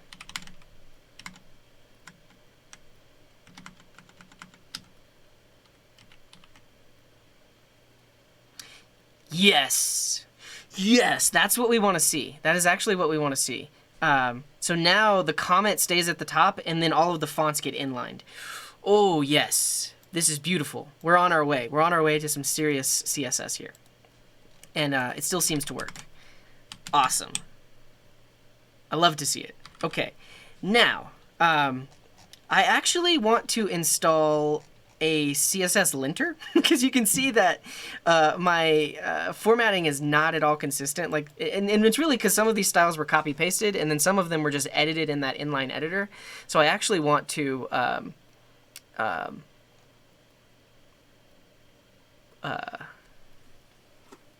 install a linter. I've only ever used a JavaScript linter. I've never actually directly installed a CSS linter, but I'm going to install one so that it will lint this file and format it consistently. How do I do that? I know I think CSS lint is a thing, right? The CSS validator and formatter.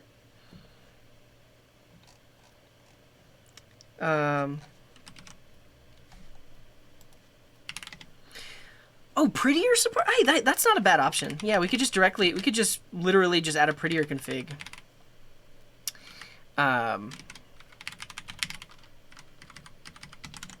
So, I mean, honestly, I could actually just do format document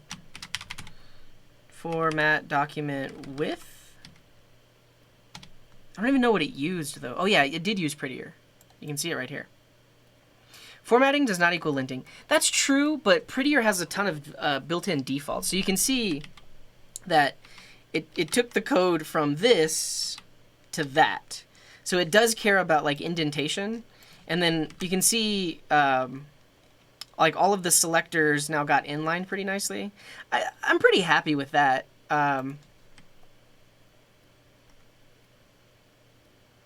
Yeah. Yeah. So I don't always use vanilla CSS. So right now, this thing is literally just a CSS project. So that's why I'm only using PostCSS and everything. Like the sole purpose of this project is to have generated CSS code.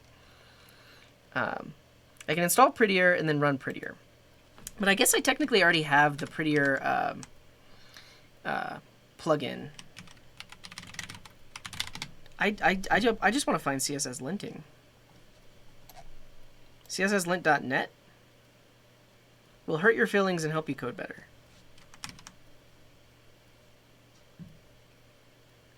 It's true, Acid Spark. I guess, like, technically, formatting is what I want. Oh, StyleLint. Is that what it's called?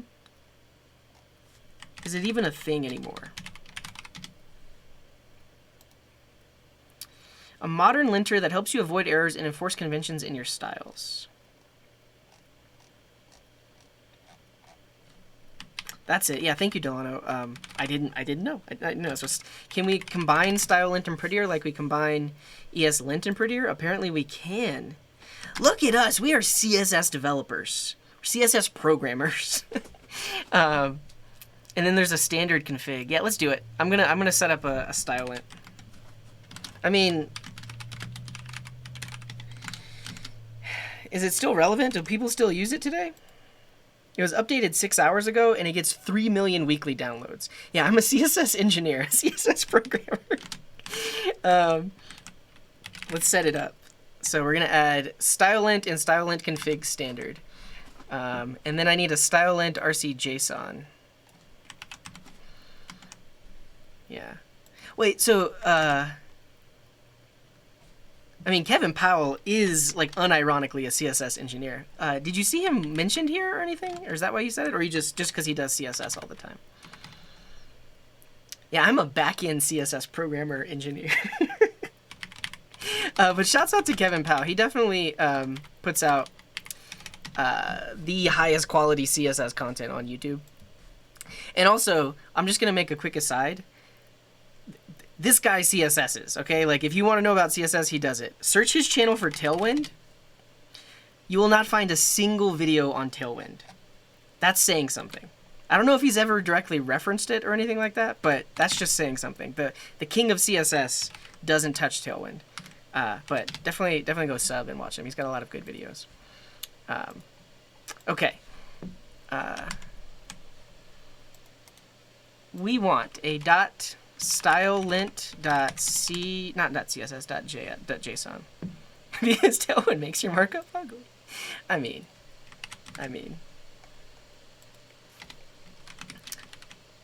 He is scared it will pull him out of his job. Unlikely. Unlikely. I don't know if he's commented on it before. Like, I would be curious to see what his thoughts are on it. Cool. And then we have StyleLint. Oh, here we go. They tell us how to do prettier as well. Man, we're getting all the developer tooling. Yeah. He does CSS. I've seen him in a couple of CSS battles, and he struggles a lot. That sounds like a drive-by. I struggle a lot, too. He's really good at CSS, and he knows a lot about CSS, and he has really good resources on CSS. And I think, like, him doing a CSS challenge is just like me doing like a Code Wars challenge or something like that. Like, I don't always get it perfectly right. Okay, so we just installed Prettier. And then now we can extend standard and prettier.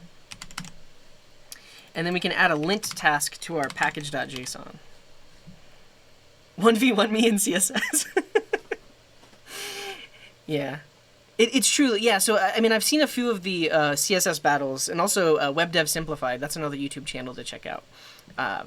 They've both, there's a website where you can do CSS battles. They both, like, did them separately and tried to get, like, a better timing, or, like, try to do it faster than the other person. All right, lint will just be style lint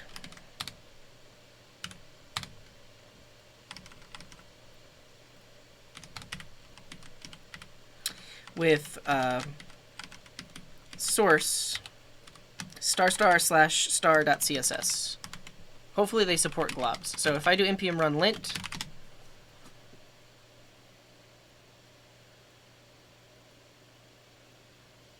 sweet. Expected class collect selector to be kebab case. I need to disable I need to disable these rules because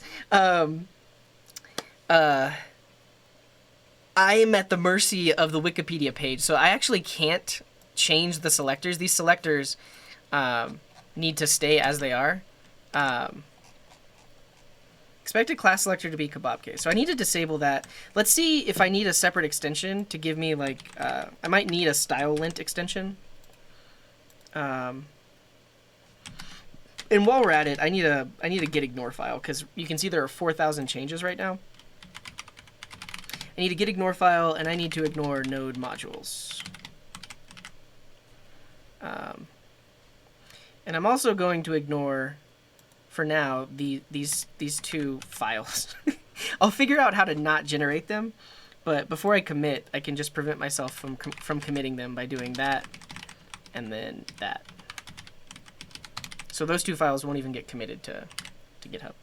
But I do want to commit this to GitHub because I want people to see the generated styles. Search for a linter and then disable it. Well, I want general linting, but there are certain things that I can't do because this is a user style. Yeah. Oscar, it's hard to read your messages. Like, I know you want me to read your messages, but you're making it harder for me to even read the stuff you're saying. Web dev people are weird. We care and fight about the weirder stuff. It's true. It's true. I'm a full-stack engineer being hired as a front-end engineer, interested to know good front-end focused resources. Yeah, Kevin Powell is definitely one of them. And then also Web Dev Simplified.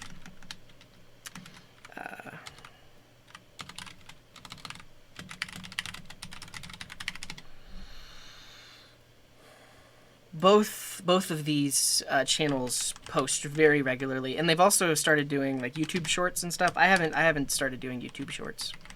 And then also DevEd. DevEd's a really good one. And Design Course Gary. Design Course Gary subbed to YouTube. You should too. This one. Yeah, DevEd's the person that says, "Why you do this? Why you do this?" Okay. I'm going to install StyleLint in VS Code so that we can get some red squiggly lines. Look at that, 861,000 installs, and I will be the next install. All right, so we have it, and now we're gonna look at this, and we see a little red line. Expected class selector to be kebab case. Selector class pattern. So I want to disable this. So I know in ESLint there's a way of disabling things where you basically say, here are the rules. This is the rule that I want to disable. Like that. Does this work?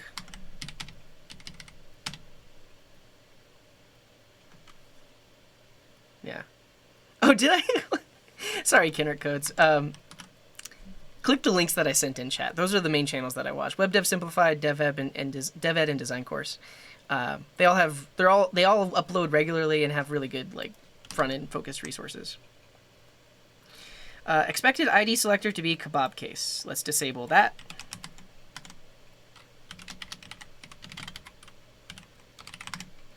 Expected selector UL to come before selector.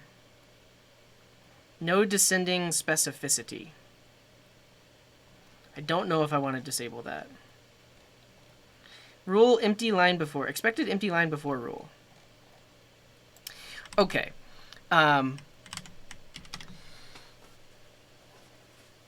I am going to run a -- fix. So that will very likely modify my file here. Invalid option for rule. Okay, so apparently I did that wrong. Let's go look at the style int docs and see how do we disable a rule. Configuration. Rules. True. So we just say false. False. Null, string, or array. Really?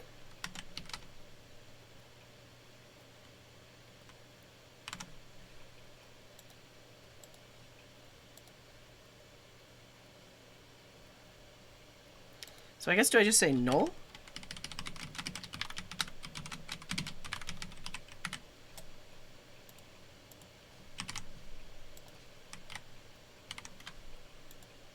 Okay. Cool. Cool. Expected double : pseudo element notation. Oh, that's good to know. I did that wrong. Expected selector to come before MW heading li. No descending specificity.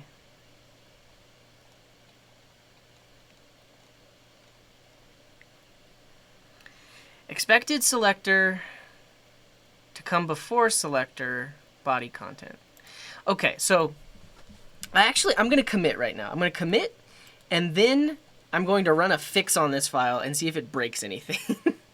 And then we can revert the commit. But I'm pretty happy with this initial setup because we can have separate files. We have a build to a specific file.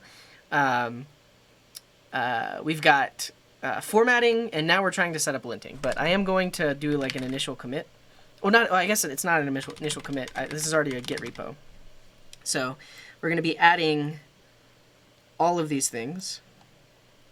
Looks good to me. Initial dev setup. Cool. All right, we've committed. Now, over here, I am going to run my lint with a dash. I expect -- fix is a thing that we can do. And it's going to change so much if it does.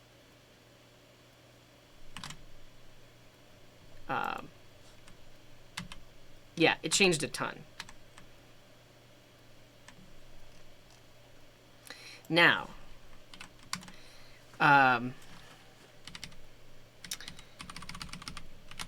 let's see if Wikipedia still looks okay. Yeah, so on the right hand side, it got rid of a bunch of the red squigglies, which is good. But now, does it still work?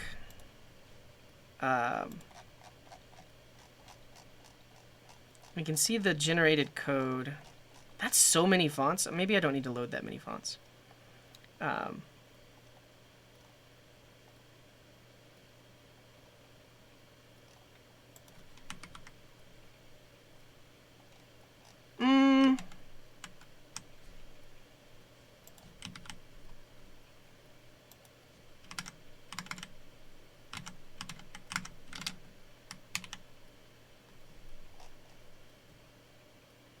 There we go.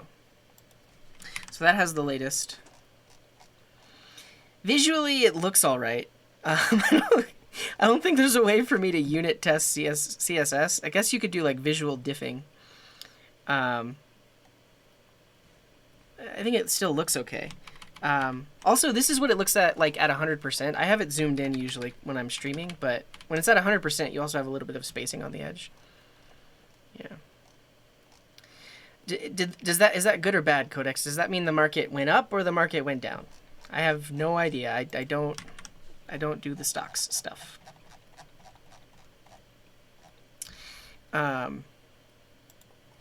Okay. This is better. So all of the automatically fixable things are fixed with the linter. Wait, what? Oh, we still have browser sync running for some reason. But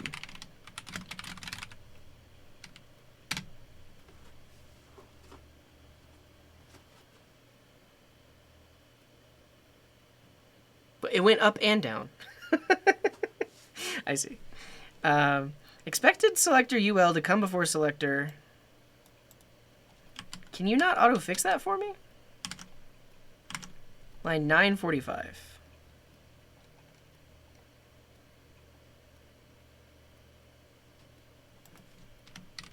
So they want this to come before MW heading UL.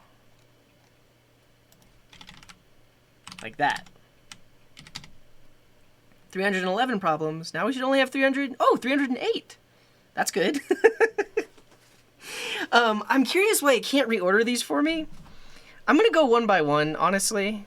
I want to get this stuff in good shape, and then I can start splitting it into like separate files and stuff like that.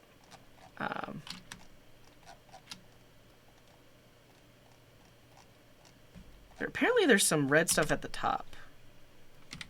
Let's pipe this into less so we can read it. Fonts.css line 6. Expected quotes around URL function argument. Function URL quotes. So if we look at the fonts, it wants to put quotes around all of these URLs. I'm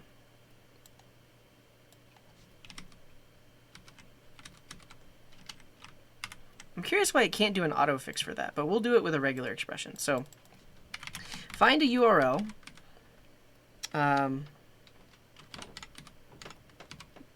Invocation with anything inside of it. And then replace that with a URL and then $1 inside of it. Everywhere. Oh, goodness. I've done a bad thing. I want a space with a space. Yeah. Hopefully that did it without breaking anything.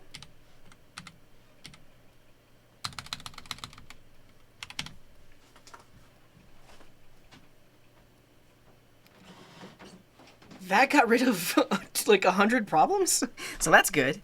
All right, expected this selector to come before this selector. So let's find my body content table wiki table selector. Someday I'll be able to do regular expressions. Body content table wiki table. Yeah, so it says that all of these should come before body content table of contents.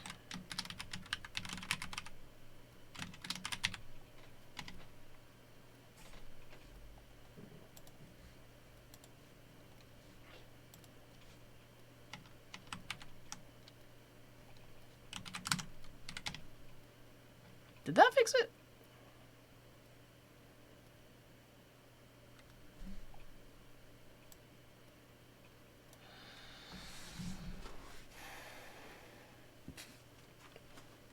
Expected this selector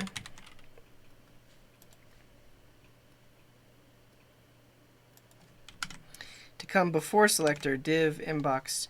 Oh, like that. That. Because these are like multi-selectors. I am going to disable no disabling specific. Like, I don't, this is going to be a lot to change here. So I'm just going to disable it. It looks like it helped me with a lot of other things. So I'm going to disable this rule.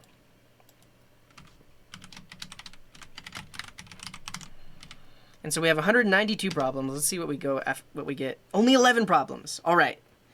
I can fix that. So So line 748 is a duplicate of line 622. This is the kind of thing that I do want it to catch, because duplication is it's not good. Not maintainable. So line 748, this is a duplication of line 622.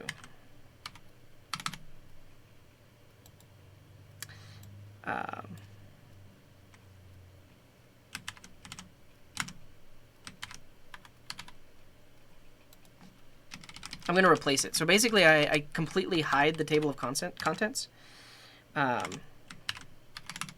So this technically gets just replaced. And I can delete that selector because the entire thing is hidden. So that's good. All right. This next one, duplicate selector, first used on line 653. So line 698 is a selector for the table of contents. And 653 has the same selector.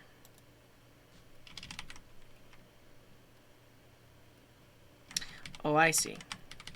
We can just throw that in there.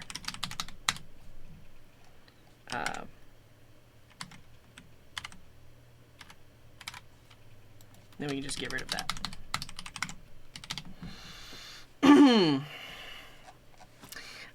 All right, unexpected duplicate selector, content thumbner.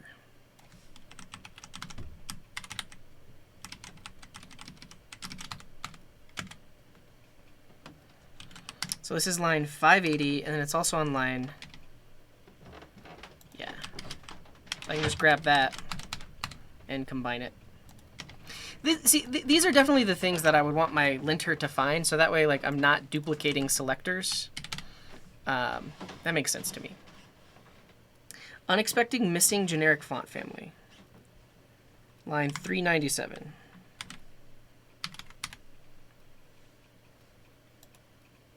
Yeah. Do these have, why is this complaining? Unexpected quotes around Merriweather. Okay. Is that how that works with a comma? Is there a VS Code extension to avoid the back and forth? Yeah, technically I could just look at these red squigglies. But I like that these are in order. I mean, I guess technically I could go to the bottom and then work my way up. I just need to... It's harder for me to visually parse where the errors are. I can't see the red line. Whereas here I can. There's only 7 left. I'm almost done. I'm almost done.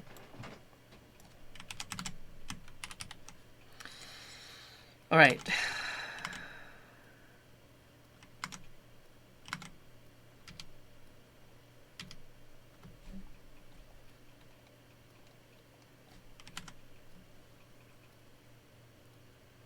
First used at line 278. Okay, yeah, so we first used it here, and then line 347. I see. This technically needs to be combined here.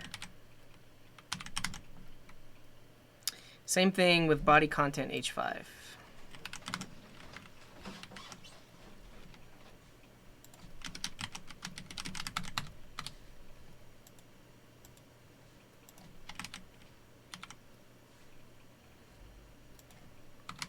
H4?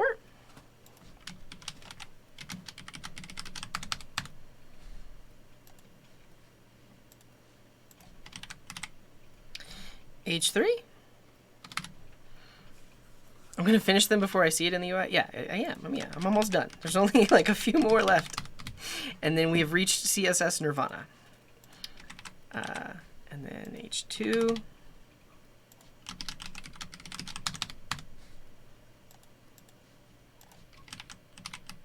All right. 2 problems. Okay.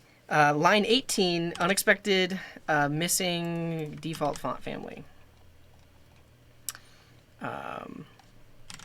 Is that right? No, line 23.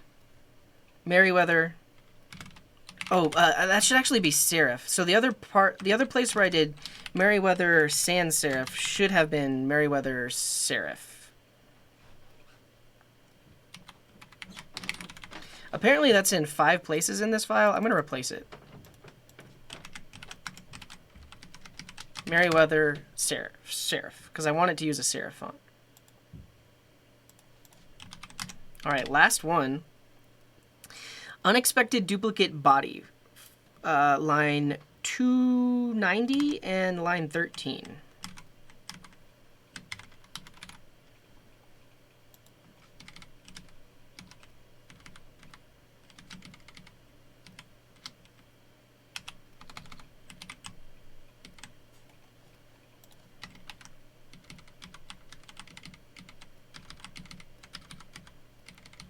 Can you not have a comment inside of a selector?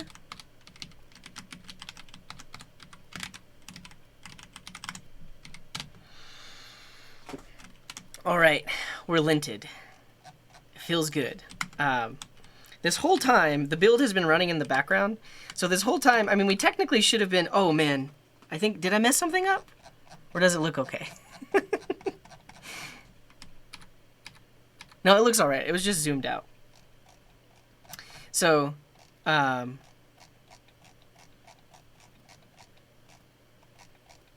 looks fine, right? I guess that's the tricky part of like making all of these edits is like, for one, a lot of these styles came from a different source. Like I just copied them in, so I haven't had the time to see like are all of these selectors and everything actually required. I don't know. The background looks greener.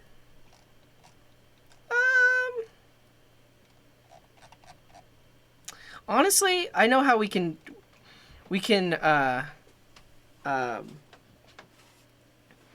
I know how we can tell the difference. So if I open up another Firefox profile and then install the extension that's currently hosted on user styles, yeah, that's the next step, Mark, is now that we're somewhat linted, we're going to start bringing things into separate files. We'll have a file for variables. We'll have variables for colors, variables for font names, all of that good stuff. Because right now we don't have any of that. That's the next step. Oh yeah, the counter reset. I actually don't know what that. I don't know what this CSS property does, but those styles I copied them from someone else. This CSS property resets a CSS counter to a given value. This property will create a new counter or reverse counter with the given name on the specified element. So the fact that we have, I believe, like these counters here, I think that's actually applied by CSS, maybe?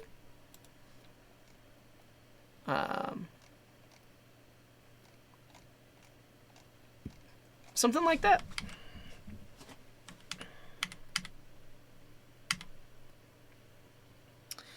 But let's just do a visual diff.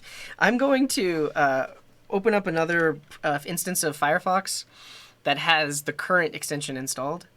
Let's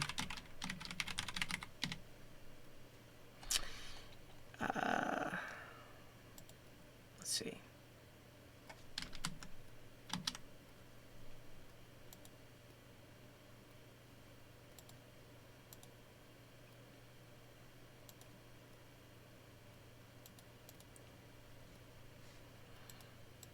And then we're just going to do a visual diff.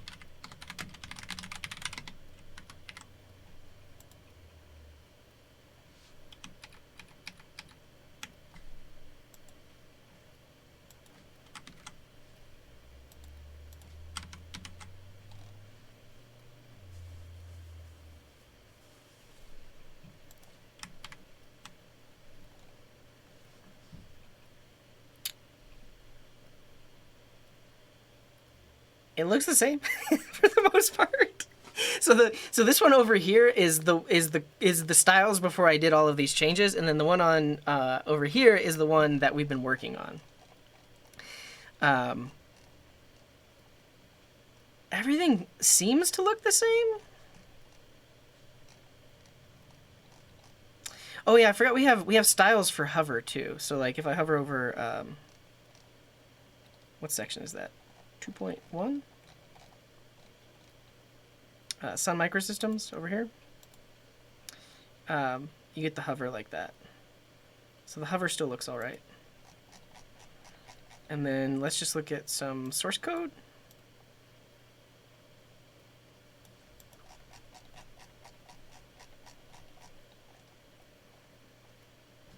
Good enough for me. Honestly, good enough. 2 history should be... was that actually wrong? I mean, did I miss that? Yes. I messed that up.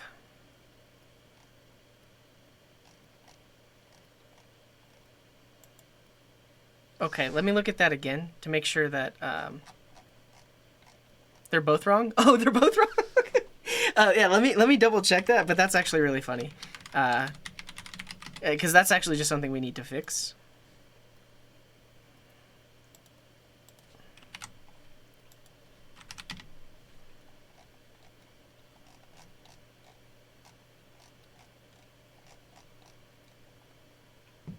Yeah, they're both wrong. This should technically be 1, not 2. So let's fix that, and then let's work on... So I'm only going to be live for like another 30 minutes, so we'll fix that, and then we'll start working on variables. So I'll create some variables for like background color, this link color, variables for the font family, that kind of stuff. But first, let's figure out what's happening here. So this is an H2. It has before, and we're setting counter heading 1. Counter increment heading 1.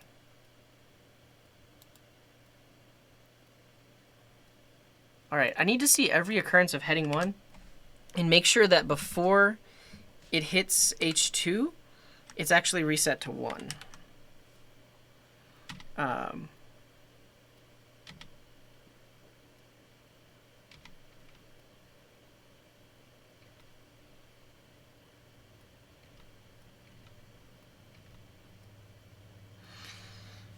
I have to look at when counter reset is. So this is the counter reset is on the body. They say they copied it from Wikipedia readable hyphenation.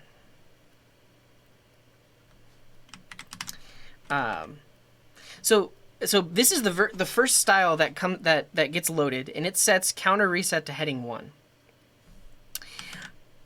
I honestly don't even know how counter reset works.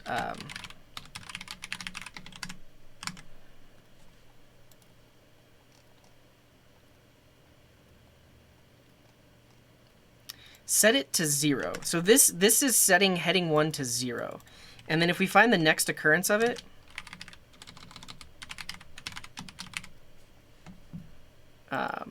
yeah, so this sets it to 0. And then this is the first occurrence, and it is setting it to 0 on the table of contents. So the table of contents is here, and it sets it to 0.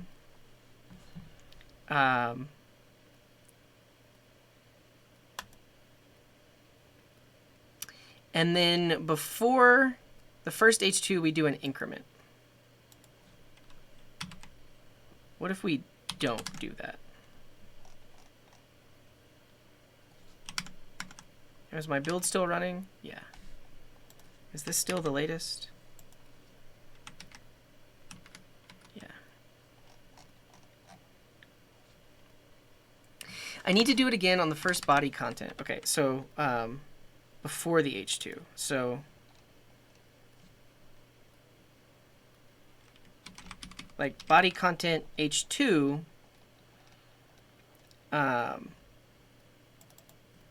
it resets heading 2.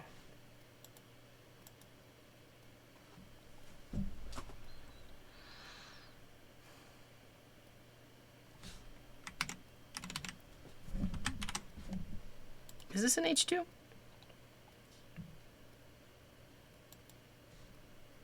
Thing is, if I remove it there, then we have 0,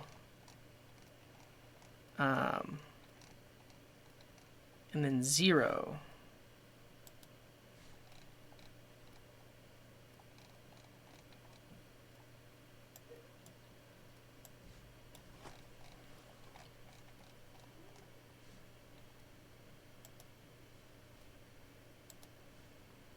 Did I hide a section? That could be one. I didn't hide it, but maybe the styles already did. I think that I thought the table of contents included the numbers already.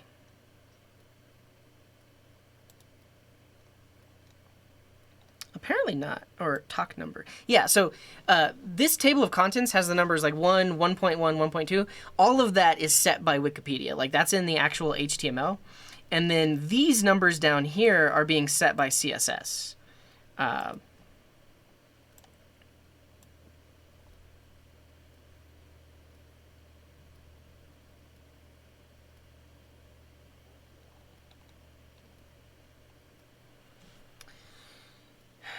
It's interesting to me that if I remove it,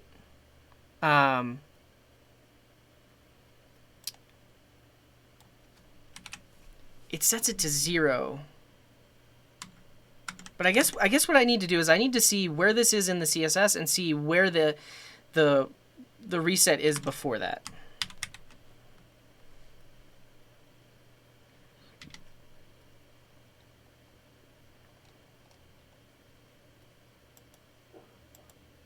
So counter increment heading 1 is here, line 307. That's the only place it is. But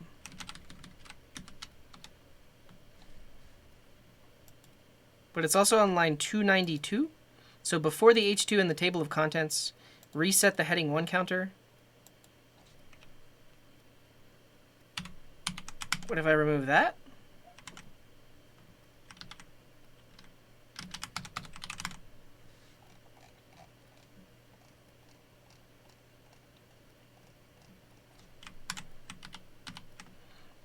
Why is there 2 body before? One of them is a multi-selector. So this is like for all of these, set this.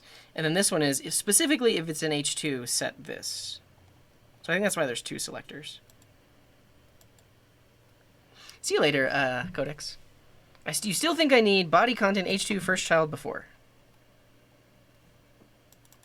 I'll try it. I'll try it. Good luck on getting that electric mower. I have a Ryobi electric mower, and it's great. I also bought a weed eater, and so, but the batteries are interchangeable, so yeah.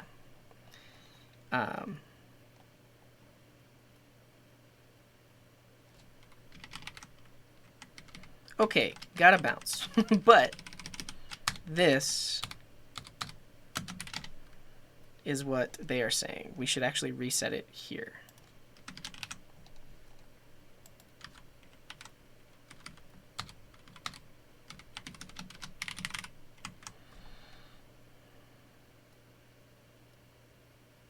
Unexpected unknown pseudo element first child. Yeah, it's not a pseudo element. It goes like that, doesn't it?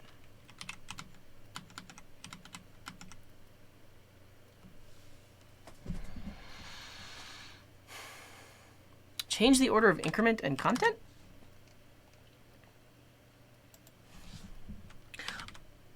No way. Okay, I was about to say, it's like, that actually, I guess that would make sense that it sets it to the current value before it increments it. Honestly, I think that's it. Yeah, I think you have it, ArtCore. Let me play around with that really quick. I'm gonna get rid of this. But yeah, I think that, so get the current value of heading 1 before you increment it.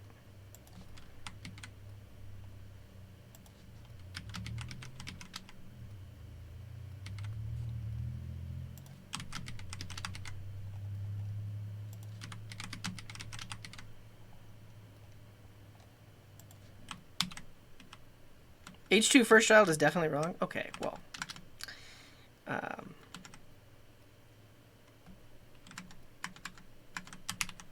Just make sure I have the latest version.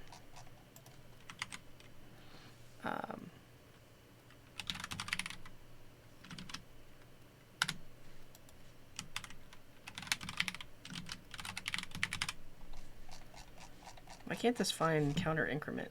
That is so many fonts. I should probably get rid of some of those fonts. Yeah, so it has the latest.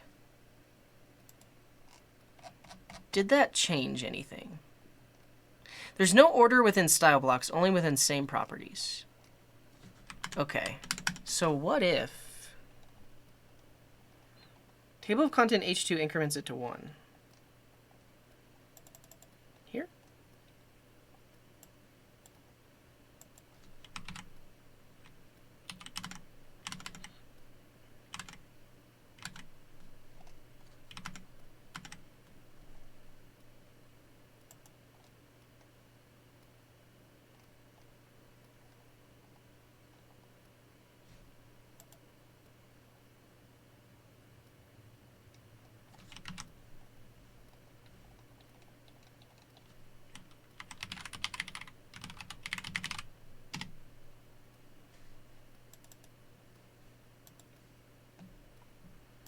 The one I just commented out?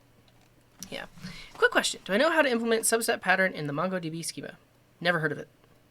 Yeah, I don't know. All right, I'm not going to worry about this, but I'm going to file it as a bug. We'll put it in the to-dos that technically this needs to be 1, but it's actually 2.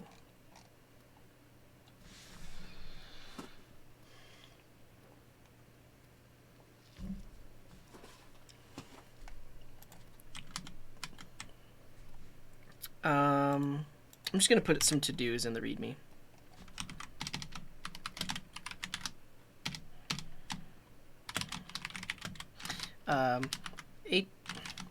Section headers, header numbering. Section header CSS counter numbering starts at 2 instead of 1. That's the bug that we'll fix later. Can I undo the changes before moving them to see if 2 different selectors make any difference? Oh, yeah, I don't mind doing that. Like putting them before. All right. Is it that? That didn't fix it. But that's what Codex was suggesting. To say the first child, before that, reset it.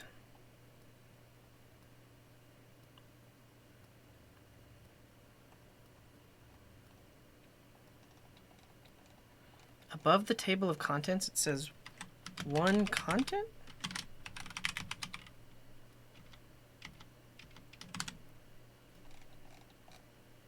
Oh, right here. I see what you're saying.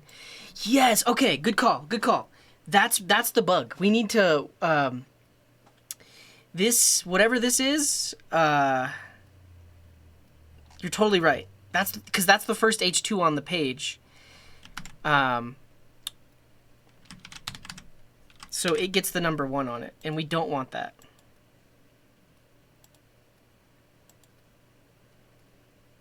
Body content H2 before, but not and not the table. Okay, so how can I change this selector so that it doesn't select the one that is in?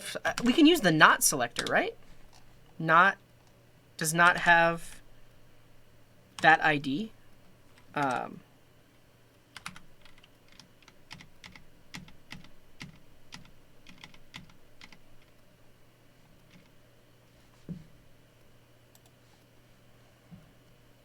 So this is what we added. That's no good. Can I? How do I use the not selector? Like that? Like I want to select the H2 before, but not if that element has the ID MW table of contents heading. Before the before, so H2. Not that before it.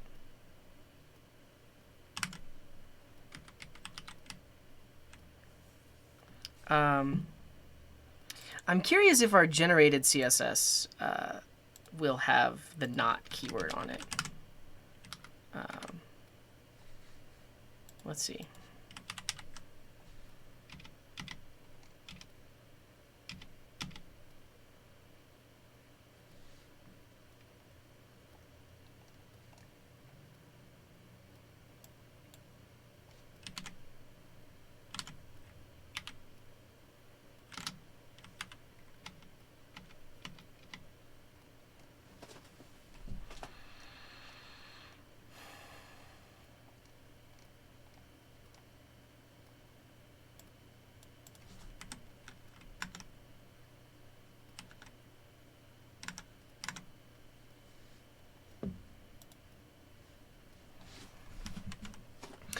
H2 not ID before. So that's what we have.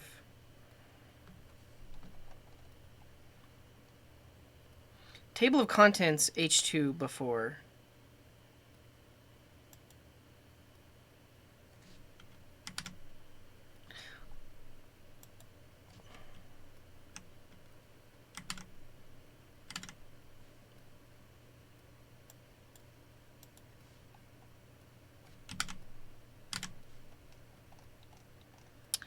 Is that selector overriding the content there?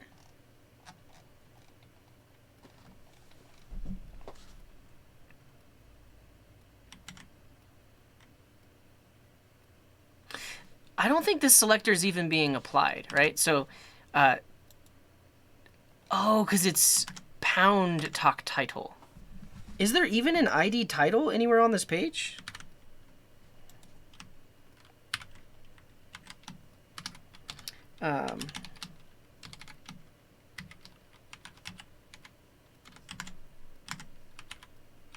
No, so this needs to be a class selector.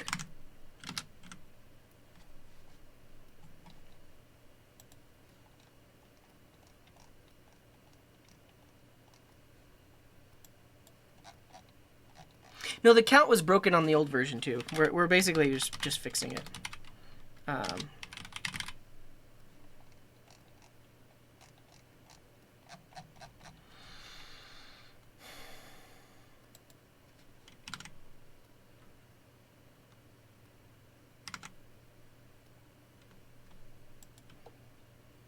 Div table of contents title. Content nothing. Counter reset heading 1.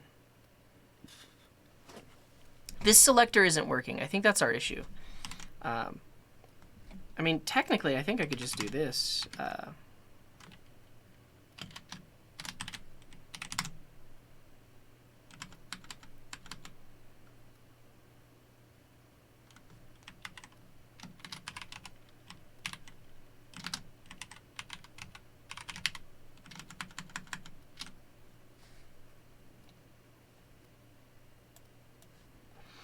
Reset counter to -1. I'm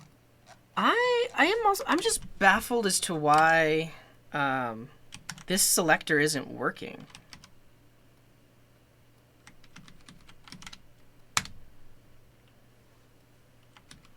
Oh, you're right, without the space.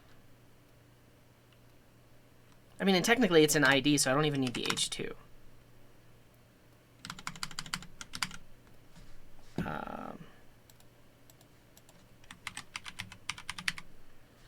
Why can I not search in here? What line is this? 290? Well, that's not right.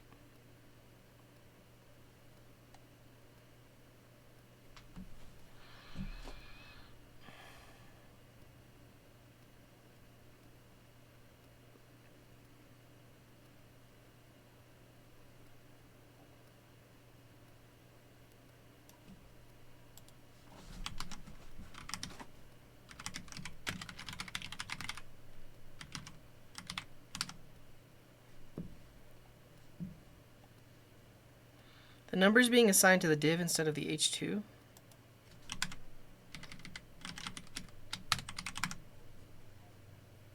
First of all, I just want to target this element. It's not getting targeted, right? body content h2 before. But in my case, body content h2 with that ID before.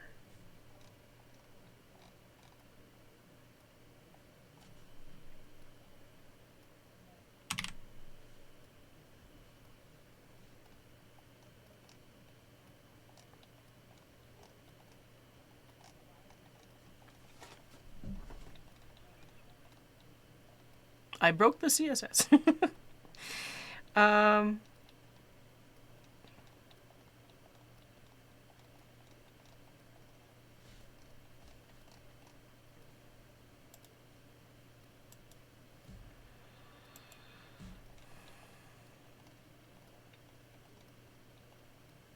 Inherited from h2 w heading.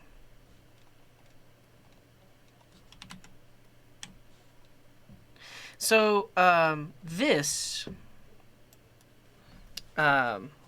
selector is overwriting it. I don't even know if this not thing is working. It could be that PostCSS is like stripping it out. So how can we be even more specific? Basically, I want this selector to be more specific than this one because this one is overwriting this one.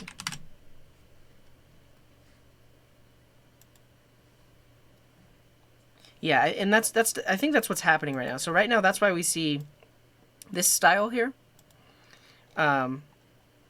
Whereas this one also, do we have this anywhere else? No, this is the only selector for table contents heading.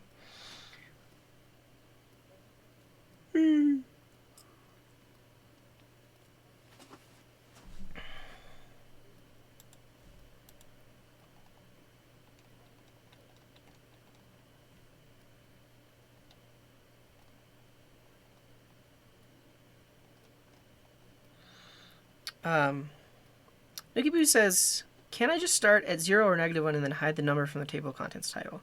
I guess that would be ideal. Where...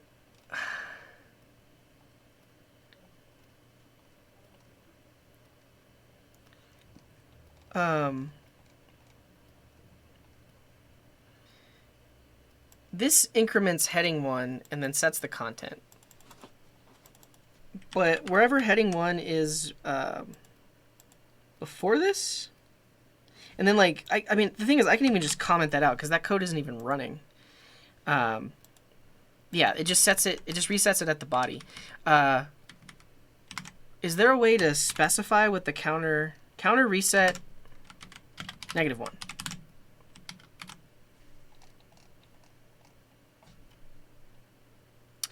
And now I don't know if I can trust. I don't know if I can trust my my hot reload. Yeah, so I don't think my hot reload is even working right now. I think that's one of the issues.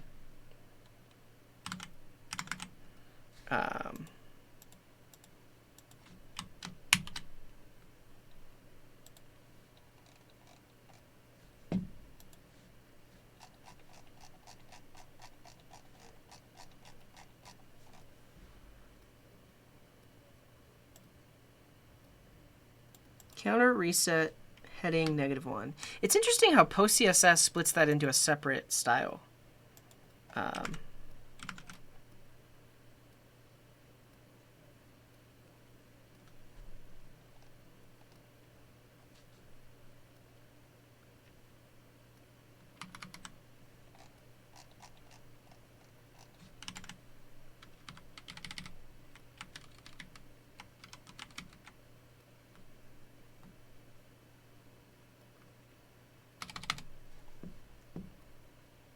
When everything is important, nothing is important.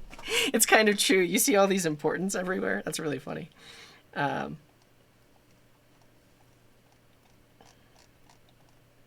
This is a lot of CSS. Okay. Where were we? H2. Oh. Oh no, they never reset heading 1. That's okay. Here. is where we were doing that. And this is also where we commented this out. But one computer guy says, if we do body content, table of h2 not first child before counter reset heading 1 to -1.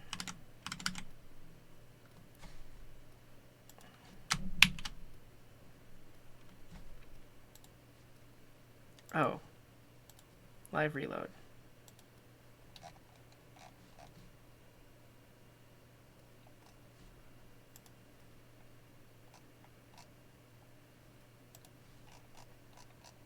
Did we lose our font?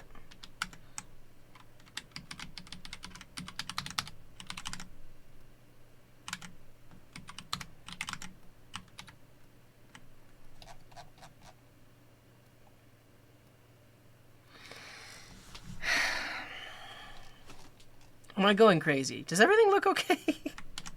Let's just, I want to double check that the hot reload is working now.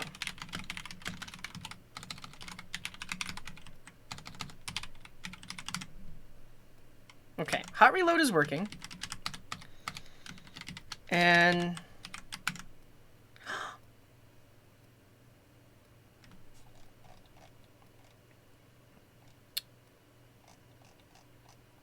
it's just that hot reload was off before. This one did it. This is the selector that we needed earlier.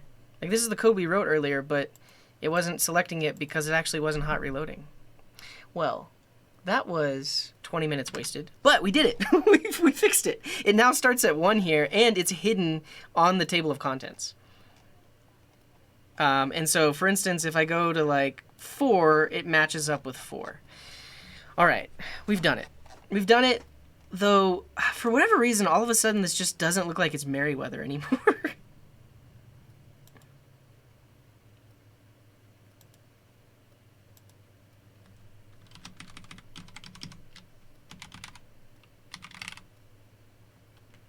I guess it is.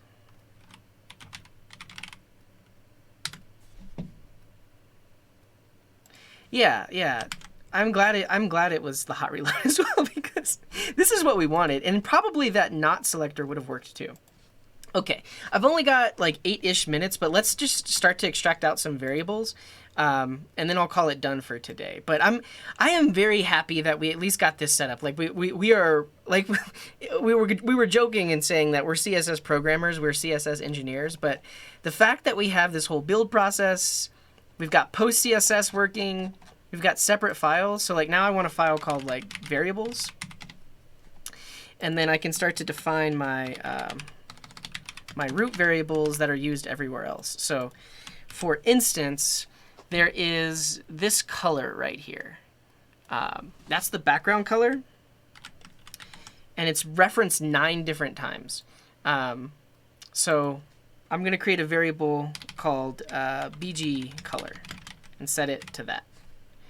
Now, in fonts, or sorry, in index, I need to import my variables.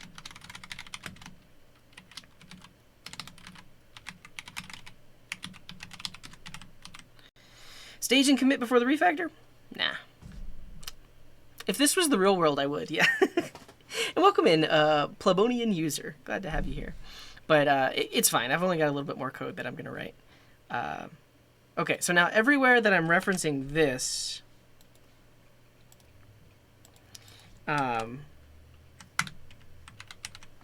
we should instead say var -- user bg.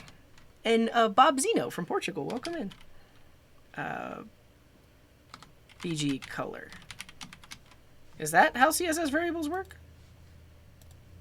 We'll find out. Let's save it.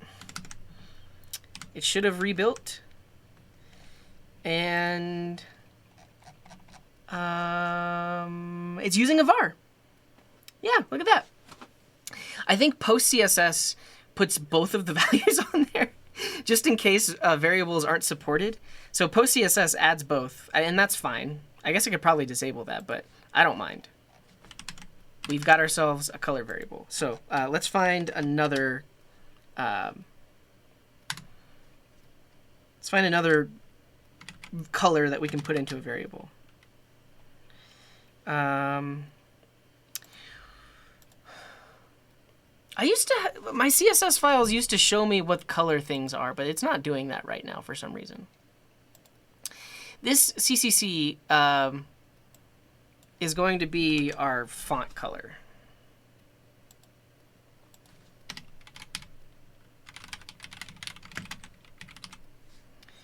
And then how many places do I reference CCCC? 12. And I'm going to replace that with variable font color. Nice. Save it. Everything still works. It's using the variable now. Cool. Pigments? Let's see.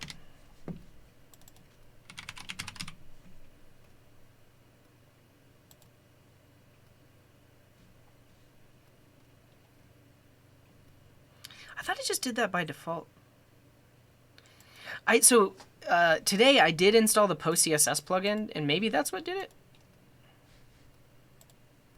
Oh, I like that though. It used to be a little box, like a color picker.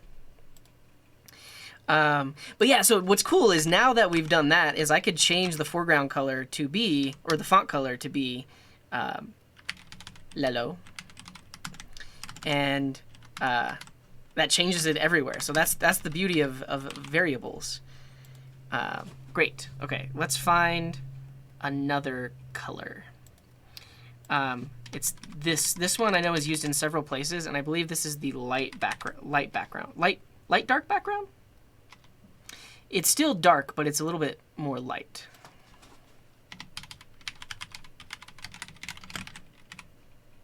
Like that, slightly lighter than the darker dark, and it's used for like boxes like this and like the table of contents. So now, everywhere we have that should be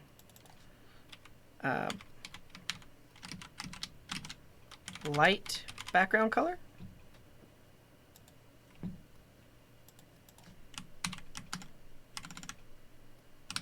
DEDED instead of CCC. Let's try it.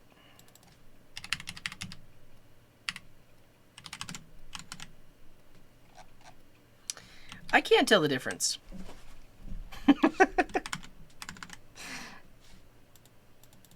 That's gonna have a little bit more. It's gonna be a little bit darker than this one, right?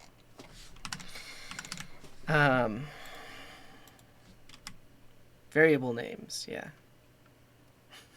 More entertaining to read instead of and definitely we'll pull this into a variable. So this green color is used for the links everywhere. I think I'll just literally call it green, because I use it, I think, on more than just the links. I'm bad at naming things, but because like we could have actually, instead of font color, I could have actually just called this white, light, dark, dark.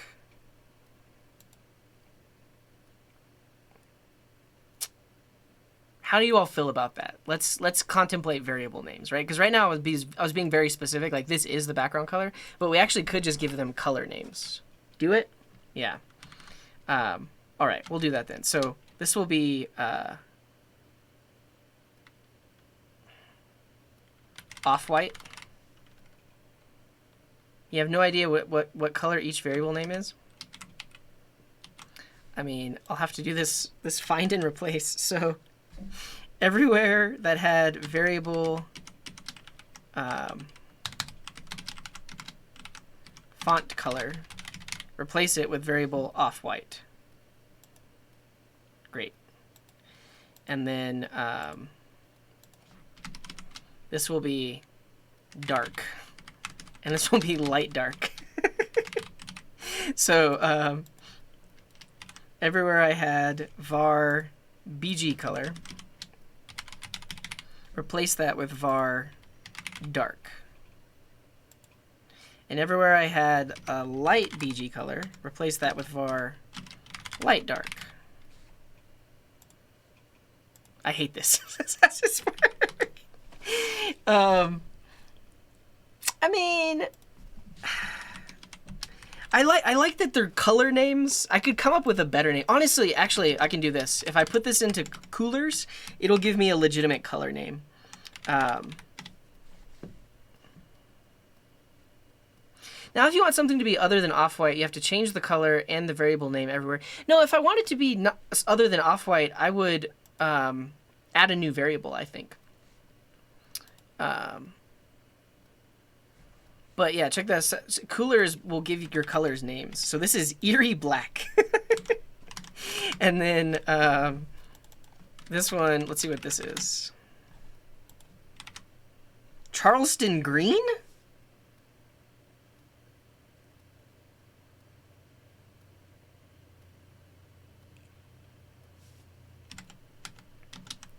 Okay, people... I can already see what the color is.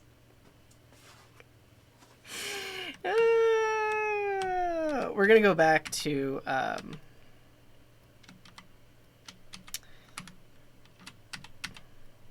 this. And then this is actually going to be link color. This will be new link color because this is like a darker green, and then visited link color is that. So yeah, yeah. I mean, I'm obviously open to suggestions. Like, new link color. All right, I need to find the green that I use for visited links.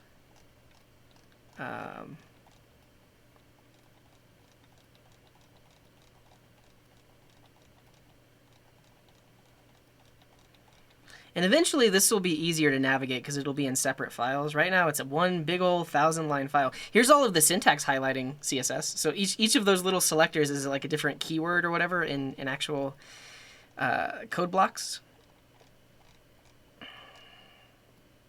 Yeah, so if a link is not new and is visited, then it gets this color.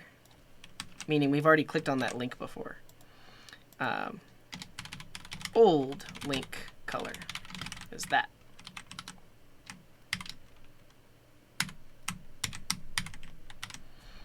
Find that, replace it with old link color. Cool. Variables should read as to their usage and function. I mean, one thing we could do is like, so we have these variables, but then we also have separate variables that are literally the color names. And then we use those variables for these variables. That's the engineer way to do it. Because we could have Eerie Black, which is this.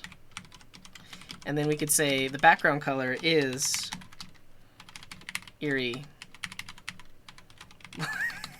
I heard you like variables, so we put variables on your variables. They would be constants, but we don't have constants in CSS. We just have variables. I mean, I think, anyways. I don't know if there's a different way to do that. Let's see if that broke anything. I don't hate that.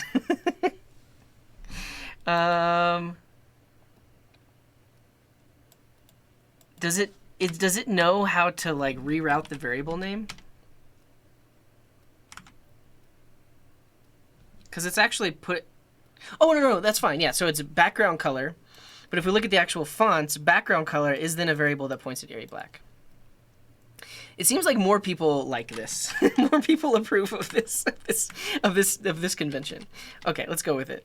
And this is Charleston Green, which it just looks like a gray to me.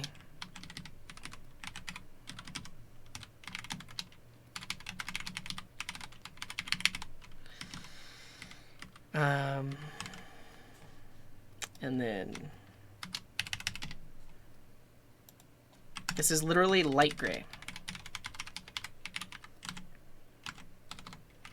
Wait, I forget. Do Americans do gray G-R-A-Y or G-R-E-Y?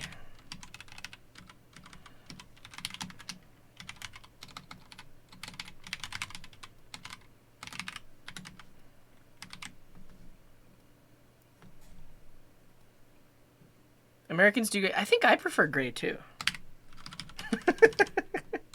Gray? Come up with my own spelling? All right, let's see. I mean, I'm actually just going to call this coding garden green because that's what it is, I believe. Oh, I can call it garden green.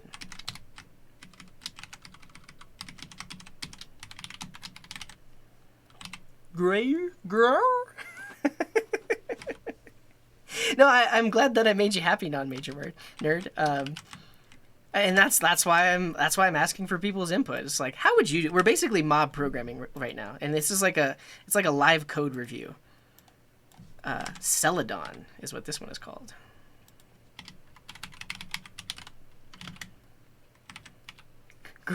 Great.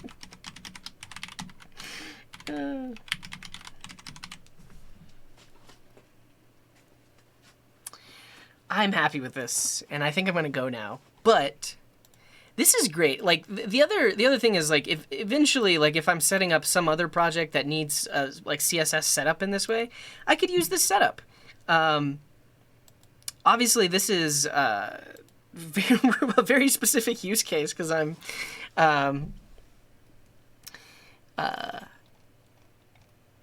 creating a user style. But basically, in the future, what I'm going to do is I'm actually going to go in here and I'm going to separate these into separate files. So like all of the like top level like body styles and stuff like that, I'm going to put that in a file called body. Actually, I mean, I'll just do that right now because I know that these styles right here are all mobile styles.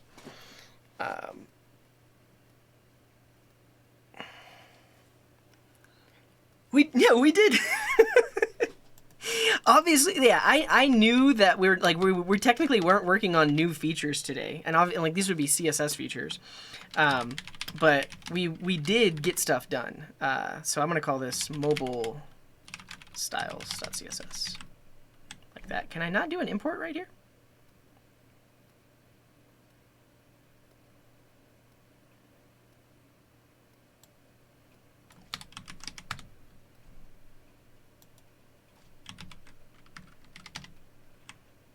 What if I want to put it there? Then I can create a file called mobile styles.css. Throw that in here. Format it with style lint. Cool. I guess technically, are you not supposed to have an import that's not at the top of the file? I may be doing that wrong.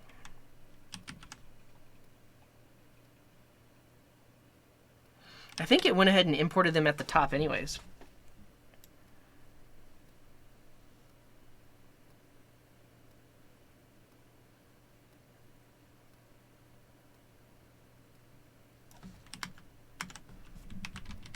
Where did they go?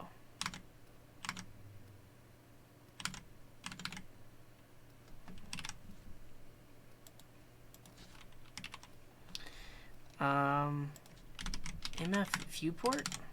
Is that even here?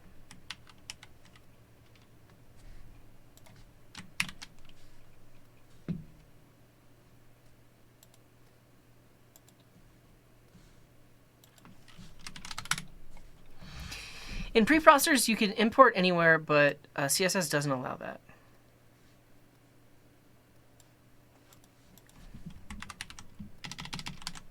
Yeah, it's like it's not even importing it when I put it down there.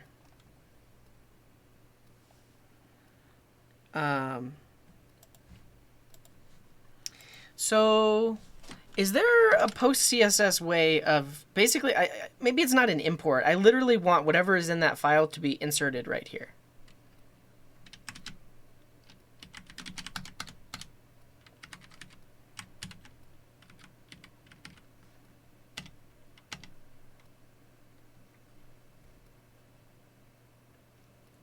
Any import rule must precede all other valid at rules and style rules in a style sheet.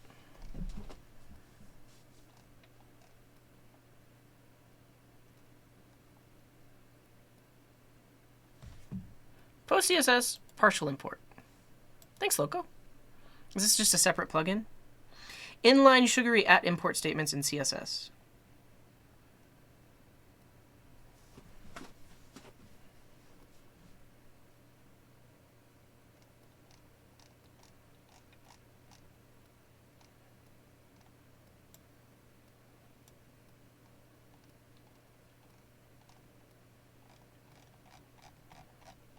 Is this what I want? It was last updated in 2017. Plugin out of date since PostCSS 8. If anyone's looking to squash the error in the terminal, I found a plugin that adheres to the new API. PostCSS import xglob.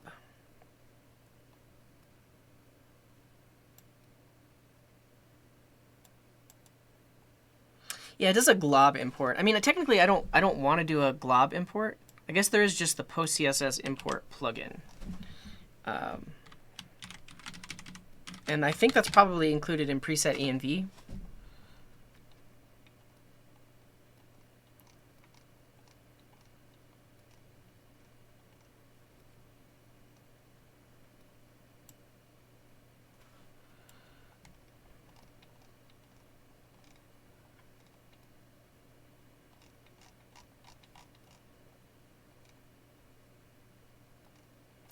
Yeah, so the issue with doing this, or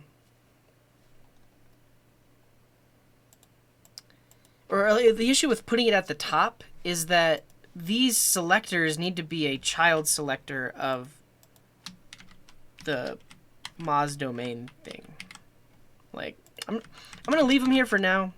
I'm gonna leave that for a future update to remove those.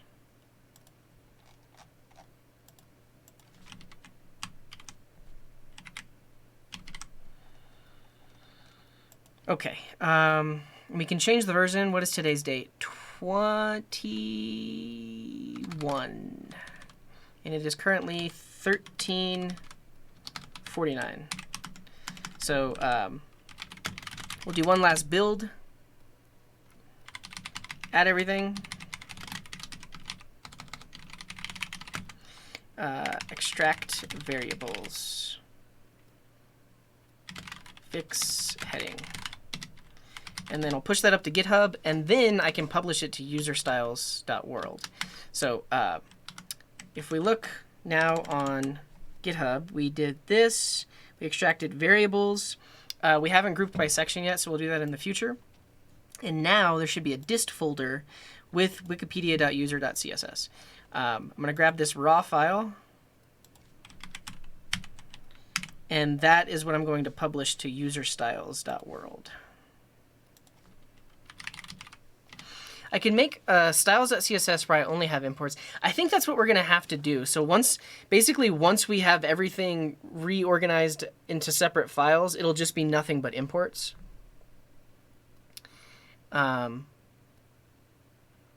Yeah, and yeah, so I'll worry about that next time.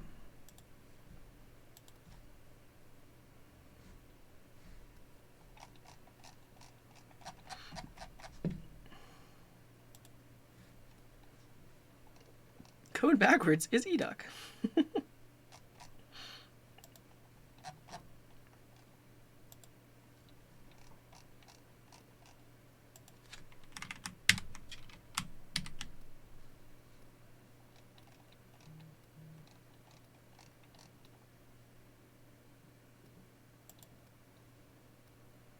Cool.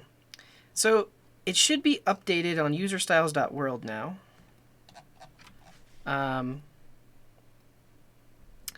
And if you already had this style installed, it should update itself. You should be able to see that there's an update and like click update on it.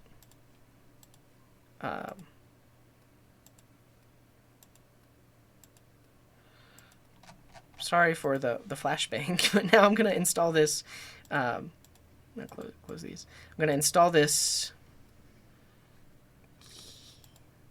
so that it is the one that's on user styles and it's not my local one. Cool. Is this Merriweather? I can't tell. It looks like it's not. It's not Merriweather. It looks more like Times New Roman. Maybe I've been looking at it too long.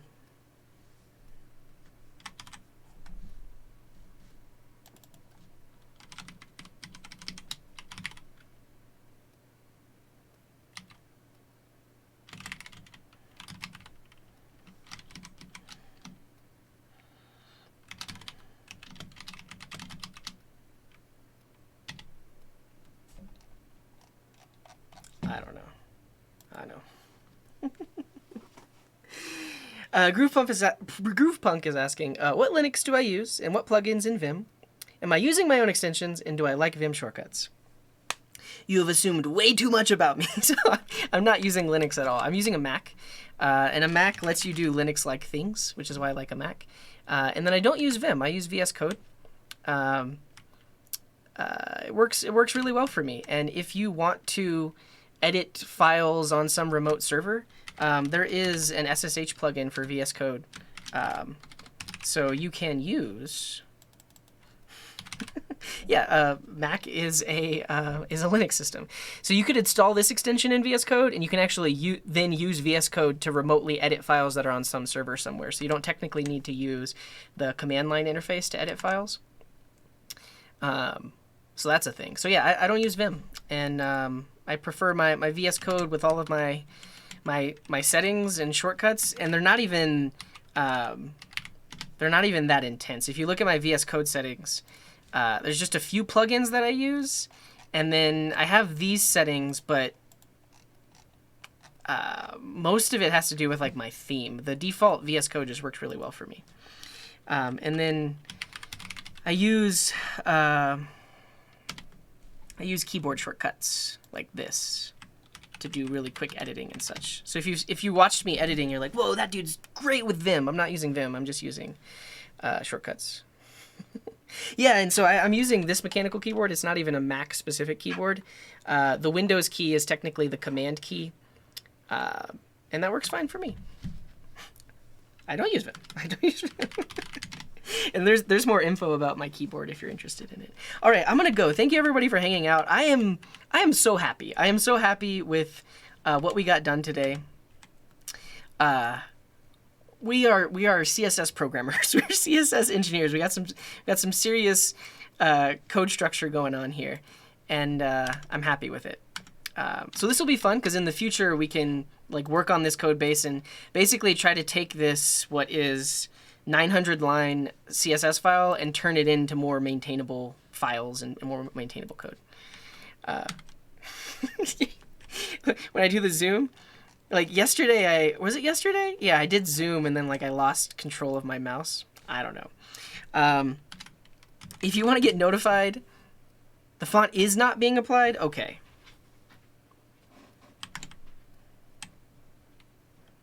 I'll have to fix that. It's applying serif, which would be your system default or, okay, I need to fix that. I've just ruined everyone's day. Whoever had that extension installed. But I'm going to fix it off stream. But yeah, so if you want to get notified via email when I go live, subscribe to the mailing list. Also follow me on Twitter. I did a hot take tweet. Let's see how it's doing. It's got 34 likes and 2 retweets.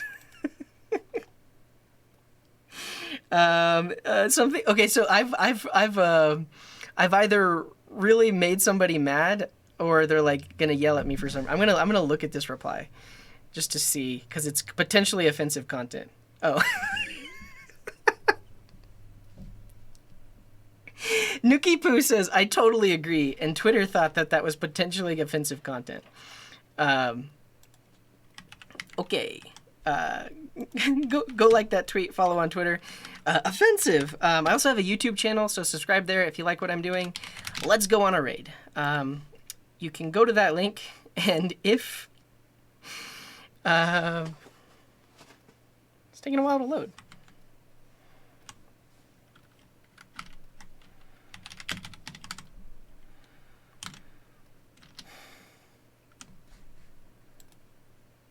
Is Versal having problems?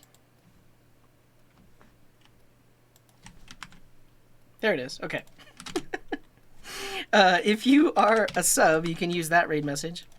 If you're not a sub, you can use that raid message. How did I move the notification center icon to the right? This one? If you command click on things, you can drag them around. So maybe that's how I did it. I don't want to click it right now because it might show something private. You're welcome for the stream. Thank you, everyone.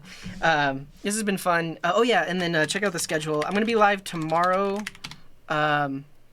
starting like an hour earlier than I started today. And tomorrow is going to be a chill stream. We're just going to be working on overlays, apps, various coding garden related things. Okay, that's it for real this time. Wherever you are in the world, have a wonderful morning, afternoon, evening, or night. And until next time, here's this.